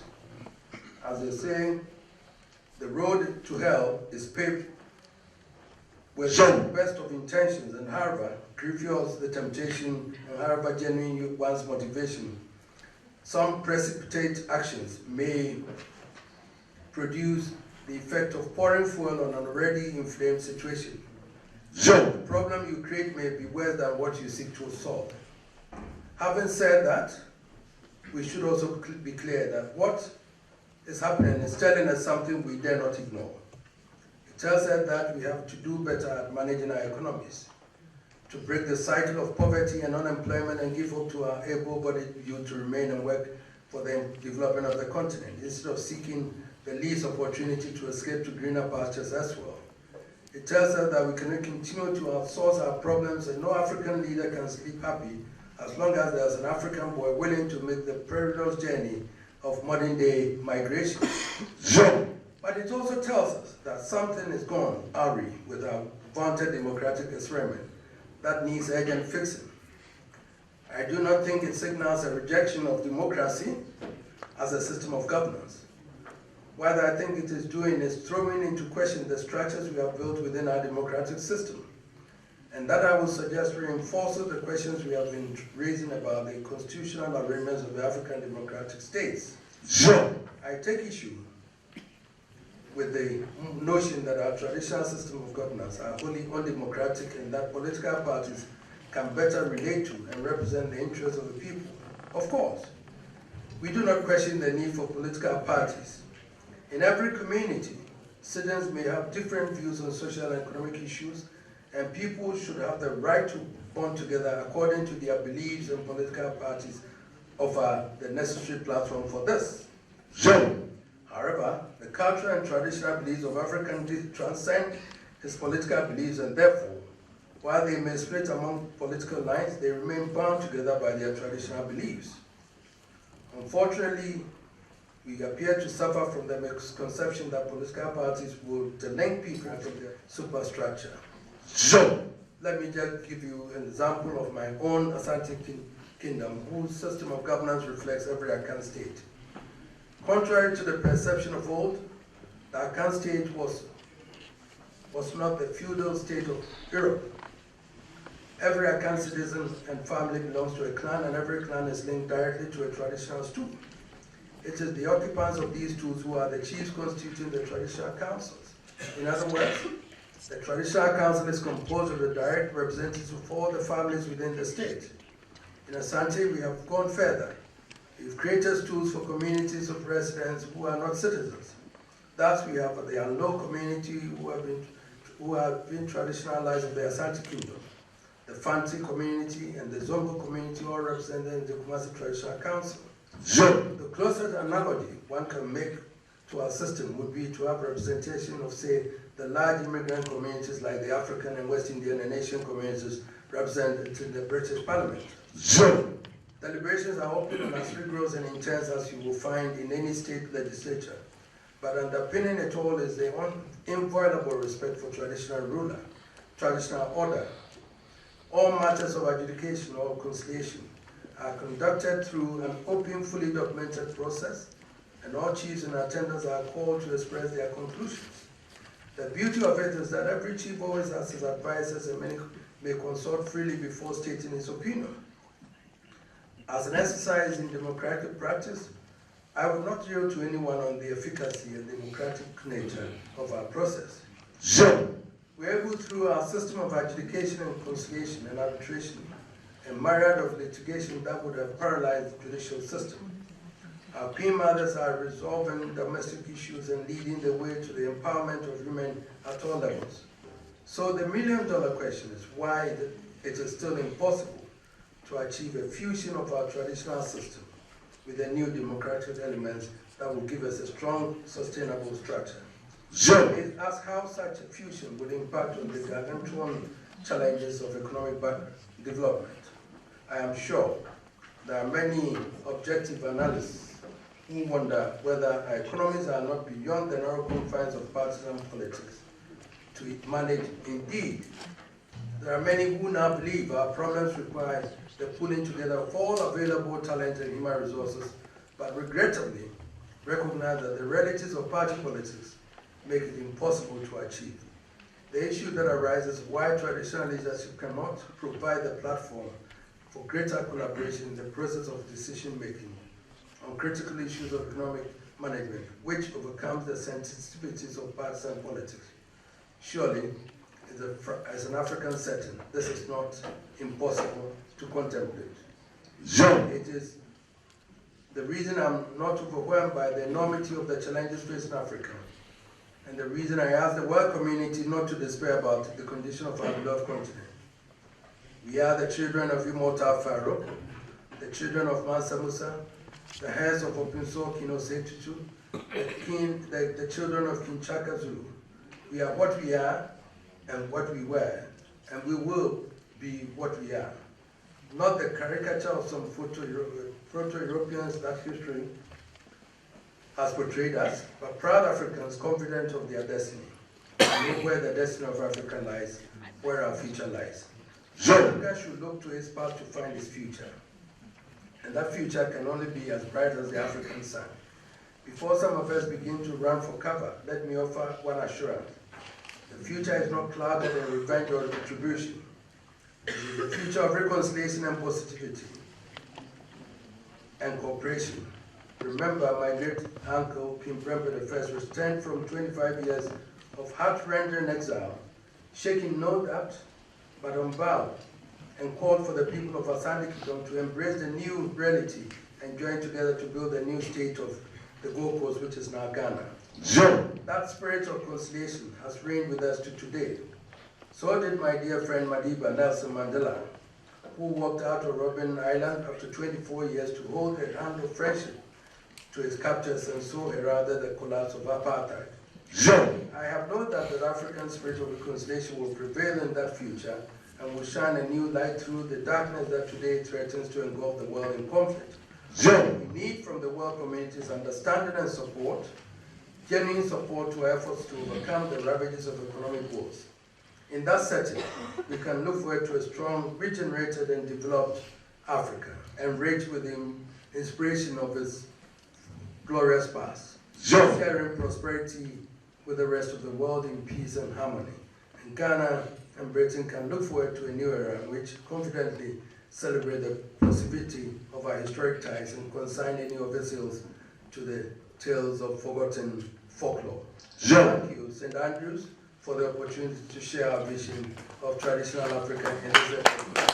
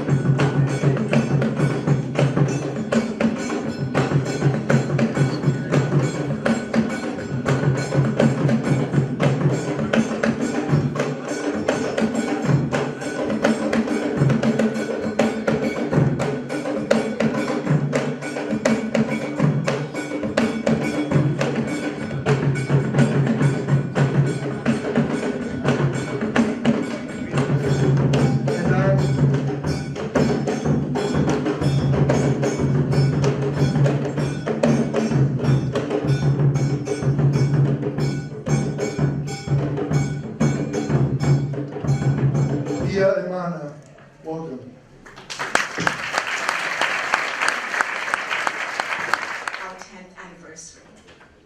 has been a momentous journey, and I am deeply moved to stand before you today to celebrate this special milestone. I would like to extend a special thank you to all of our esteemed guests who have joined us from near and far to mark this moment. Your presence is a testament to the global reach and impact of SASM. We are truly honored to have you all. The St. Andrews Africa Summit is a student-led and university-supported initiative dedicated to coordinating our annual summit and events focused on Africa and the African diaspora. SASM acts as a platform that brings together individuals from diverse backgrounds and disciplines, all united by a common passion for Africa. It serves as a nexus for students, faculty, and experts to engage in discussions, debates, and activities that shed light on the multifaceted dimensions and dynamics of this vast continent. From its rich cultural tapestry to its complex socio-political landscape, Africa is a continent of incredible diversity and untapped potential. SASM strives to explore, celebrate, and most importantly, understand all its dynamics.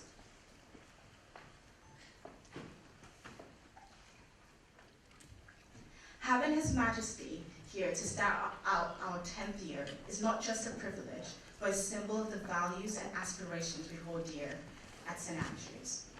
We are grateful for the opportunity to learn from His wisdom and experience as we embark on the next phase of our journey.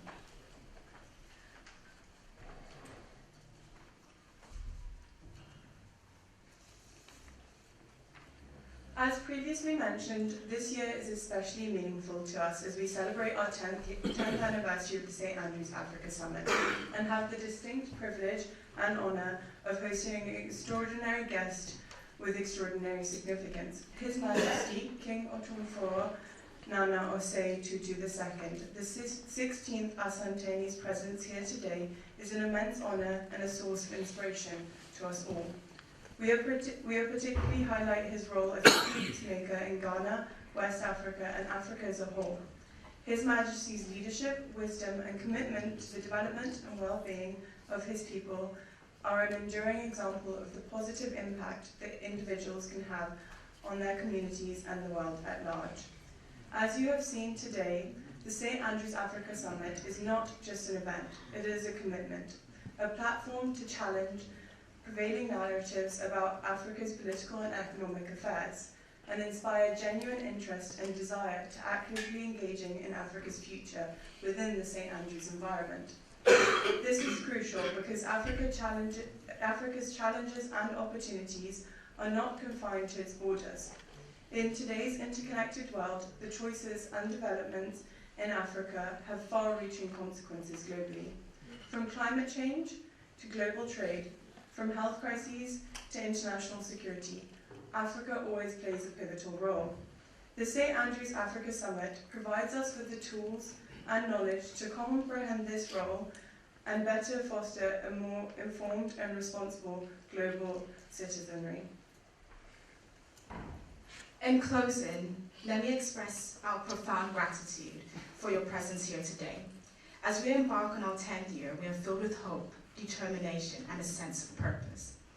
We look forward to the exciting journey ahead and the positive change we can collectively create.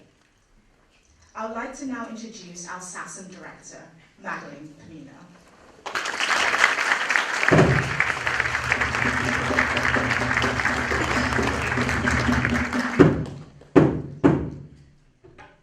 My goodness, they're really wonderful. Great job, my co-directors, Pea and Nana.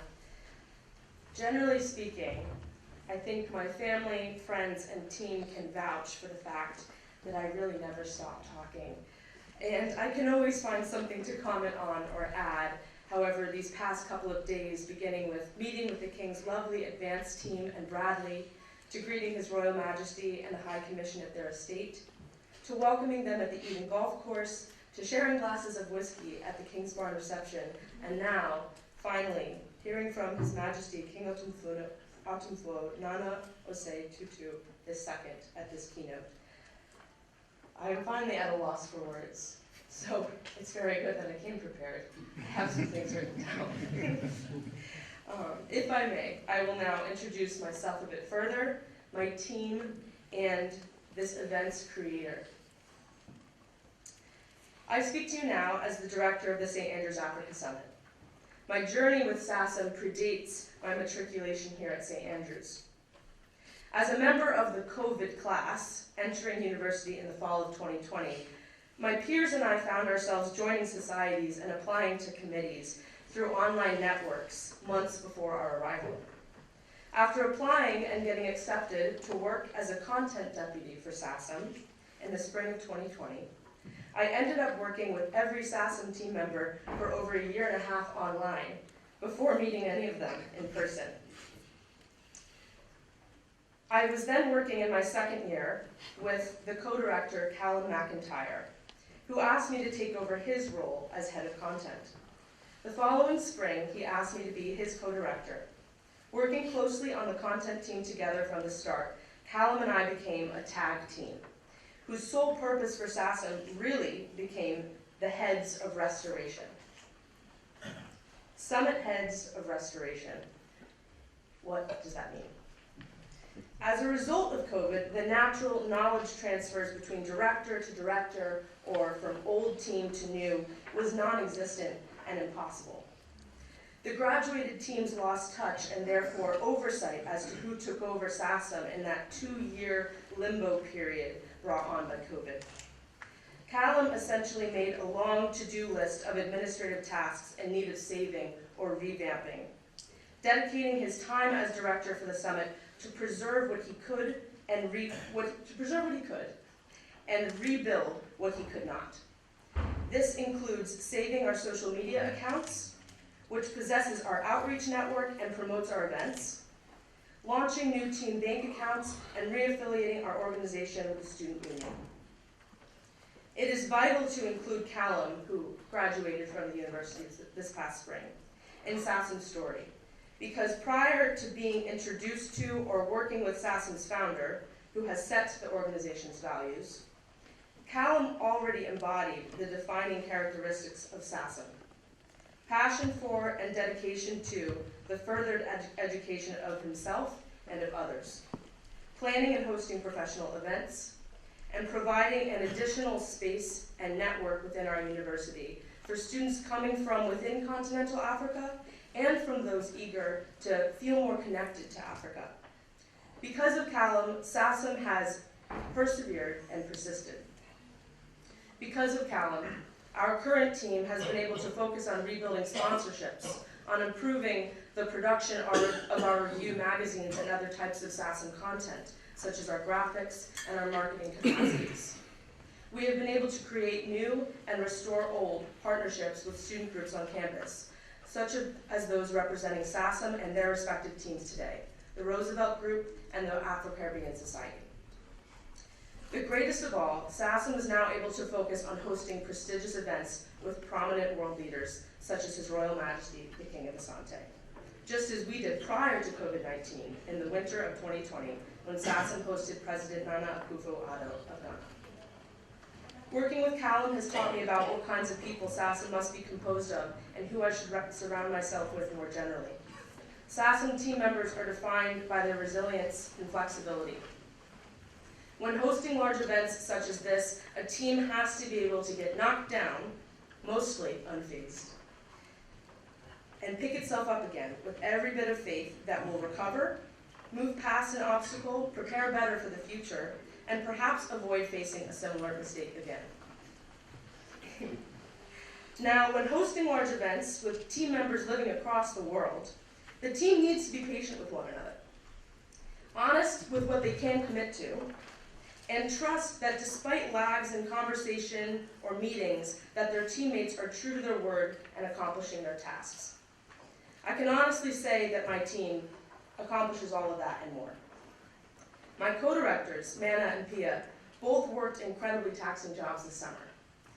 Mana facing the intense and long hours of a finance internship, and Pia working in remote areas such as the Amazon and several national parks across Kenya, dealing with very little cell reception. It was always incredible to hear the progress that these two made despite the conditions of their work and their off hours or limited time with Wi-Fi. The efficiency and efficacy of their work cannot be overstated. Midway through the summer, my logistics and operations team took on the duties of the events team, whose head could no longer work for us. My head of editorial also manages to SASM's web design and overall creative direction. He currently also sits in the back of the room, live streaming the event. My content deputy is serving as a photographer right now as we speak. My head of finance served as a caddy for the King's accompanying chiefs at the Eden course yesterday. And he has helped the head of sponsorship on her leads. The head of sponsorship has also helped with event details, such as finding caterers for future SASM initiatives. I insist that these are only a few of countless examples I have, where teammates went from graphic designers to organizers of press releases, and so on. The spirit of SASM, Callum's passion, and the team's resiliency and flexibility.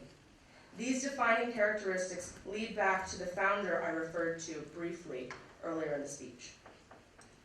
Bradley Pokuamankwa, current acting principal coordinator of the Ghanaian Energy Transfer Office and Ghana's youngest board member of State Enterprise, dreamt the idea of SASM as a first-year student here in 2013. With the help of SASM's co-founder, Hibak Mohammed, the two composed a team, directed and launched the first ever St. Andrews Africa Summit in the spring of 2014. Since then, Bradley's been busy. Busy not only in respect to his ongoing support of and help with the St. Andrews Africa Summit affairs, but also personally in his own career. Since graduating in St. Andrews in 2017 with his bachelor's degree, Bradley procured a master's in science at the London School of Economics and Political Science, also leading their Africa Summit amidst his studies. In 2014, he founded and led as CEO of Smart Fuel, a social enterprise seeking to address specific development issues in Ghana. And he worked as a business development and trade services associate for the UK-Ghana Chamber of Commerce from 2016 until 2017. He served as the country director of the Holt Prize Foundation from 2018 until 2019, and became the senior technical assistant to the Minister of Energy for the government of Ghana in 2021, eventually leading him to his current position as principal coordinator of the Energy Transition Office. To top it all off, Bradley is an incoming candidate of the MSc in Energy Systems at the University of Oxford's School of Engineering Science, which he will be reading part-time whilst continuing to lead Ghana's Energy Transition Office. Goodness. As I said, Bradley's been busy. And this list does not begin to scratch the surface of the many responsibilities, tasks, roles, and events Bradley has taken on or continued to manage over the years. Those side jobs, including his roles on SASM. Bradley has consistently kept in touch with SASM's leadership, offering us sponsorship, content, organizational, and moral support, always checking in on our progress. After speaking with him for months, attempting to coordinate this event, it was an absolute pleasure and a treat to finally meet him in person just a couple days ago. And I was also very glad to not have to call him and accidentally wake him up anymore. Now he's right there. Much more convenient. Bradley, you have made SASM in this university very proud.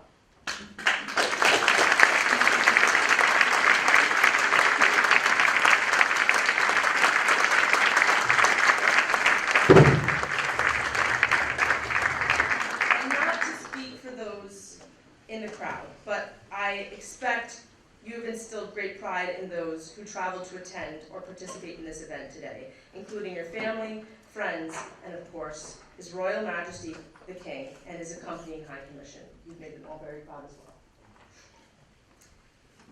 Thank you for showing the SASM teams over this past decade what it means to be a leader. And more importantly, that we must pursue and take care of our passions.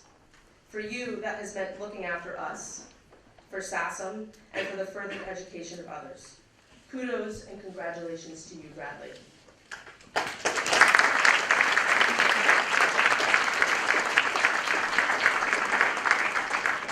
Before I turn things over to Bradley, I wanted to make one more quick comment that I think Student Bradley from back in 2013 could probably relate to, and I know that my teammates are all feeling right now. There's a phrase that comes to mind when thinking of the past few months of work and the past few days of meeting with our esteemed guests, and this phrase is imposter syndrome. For those unfamiliar with this term, it refers to the sensation of being a guest in your own space, feeling unnatural in a given setting, feeling as though you are an imposition or an imposter of a room or a situation. I think of all of us at some point in this past week, and we have all looked around the room, my peers and I, and we've said, what on earth are we doing here? I am not nearly important enough. I'm just a student, I am just a child. And I would like to say to you, to my peers, to my team, no. No, we are not proper adults living and leading our own lives. We are not businessmen and women yet. We are not entrepreneurs, and some of us maybe. And we are not ambassadors. We are not chiefs or kings. In fact, we are not even graduates. Not yet. But here's what I do know about who we are. Each of my teammates has a list of accolades beyond just their work for SASM that would take an additional keynote to discuss, and probably more.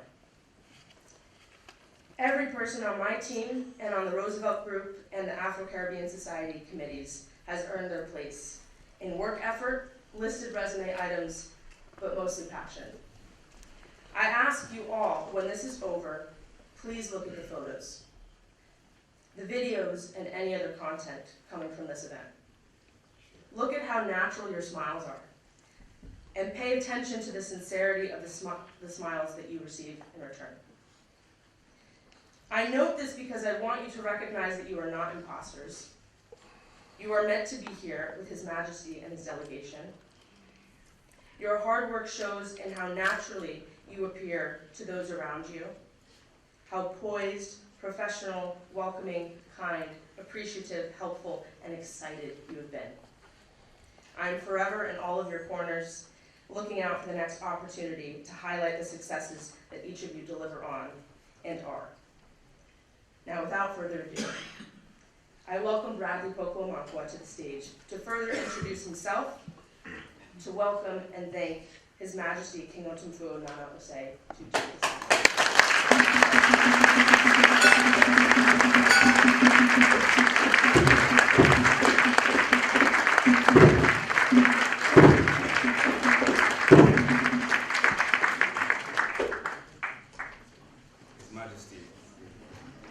His Majesty Otumfuo Osei II, monarch of the Ashanti Kingdom, Nananum, including my very own grandfather, Nana Osei Sibe, Chidomini of Kenya, Ambassador Edward Boateng, senior executives of the University of St. Andrews, representatives of His Excellency the Ghanaian High Commissioner to Britain, current leadership of the St. Andrews Africa Summit, my family and guests of this esteemed occasion. First and foremost, I would like us to give a resounding round of applause to His Majesty the King.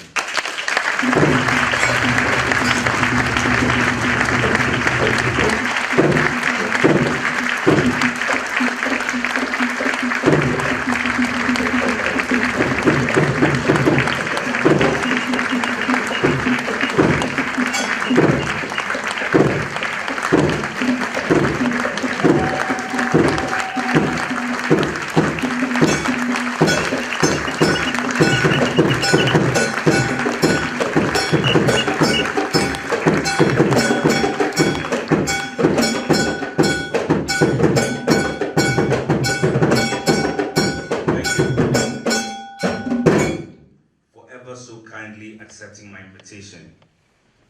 It is not lost on us what a majestic feat that it is for him to travel this length just for us. And I can confidently say that this is the highlight of my life so far.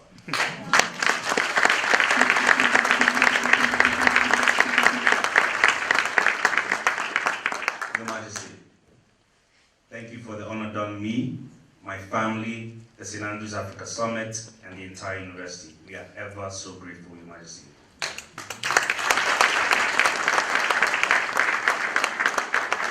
Almost a decade ago, after being here for not less than a couple of months, I had a rather interesting idea to boost the profile of African affairs here on campus. I gave my good friend Hibak Mohammed a call to see if she would help me get it off the ground. And somehow she obliged. Mind you, she was 2 years my senior here, of Somali Norwegian heritage and Muslim, almost the polar opposite of me. I drew the vision, she built out the operations, and before we knew it, we had recruited an army of fellow students to come on this crazy journey with us that would form the first ever committee of the St. Andrews Africa Summit, just as Madeline and her team have done today. We sold tickets outside the library in shifts during our lunch periods and went around from department to department seeking support to pull off our first summit in 2015. We are so grateful to the people that believed in us from now until then, including the late Professor Ian Taylor of the School of International Relations, may his soul rest in peace, and His Excellency Ambassador Edward Boateng, who joined us as our first ever keynote speaker back at the inaugural summit, when nobody believed in us. Thank you.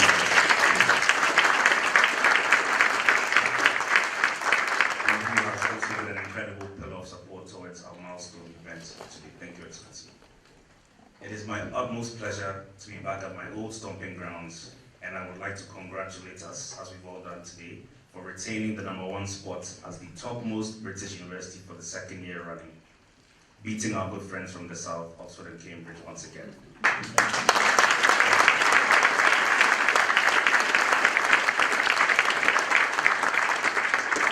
Exactly 10 years ago, I found myself here as an undergraduate, beginning my first degree, now going on to my 3rd. And if anybody ever told me at the time that I'd one day return with my president, the president of my country, and now the king of my homeland, I would have probably asked them what they drank that morning. While very unseeming, Asante and Scotland are quite similar in my opinion. Both traditionally founded as kingdoms, now existing within wider states, Ghana and the United Kingdom respectively. Both nations have very strong and colorful cultures, as you can see here today, visually represented in the form of the Scottish tartan and the Ashanti kente fabrics, and share values of extended kinship, military prowess, and a deep appreciation for heritage and tradition. We even share a rather unique recipe, the infamous Scottish haggis, a sausage-like pudding made up of offal, which is a close cousin of my favorite Ashanti delicacy, boswa. We both base our lineage on clan systems, each with their own totems and symbols, and also boast of our folk music and dancing, the royal reel here in Scotland and the kitty dance of Asante Man, which you will see later today. Ladies and gentlemen, I could go on and on, but I'm not the reason why you're here today. We're here to see His Majesty, and so I thank you all once again for coming from near and far to witness this momentous occasion. And I trust that you will all take full advantage of the unique opportunity to see His Majesty sit in state. Not in the Ashanti Kingdom, but right here in the Kingdom of Fife. Thank you.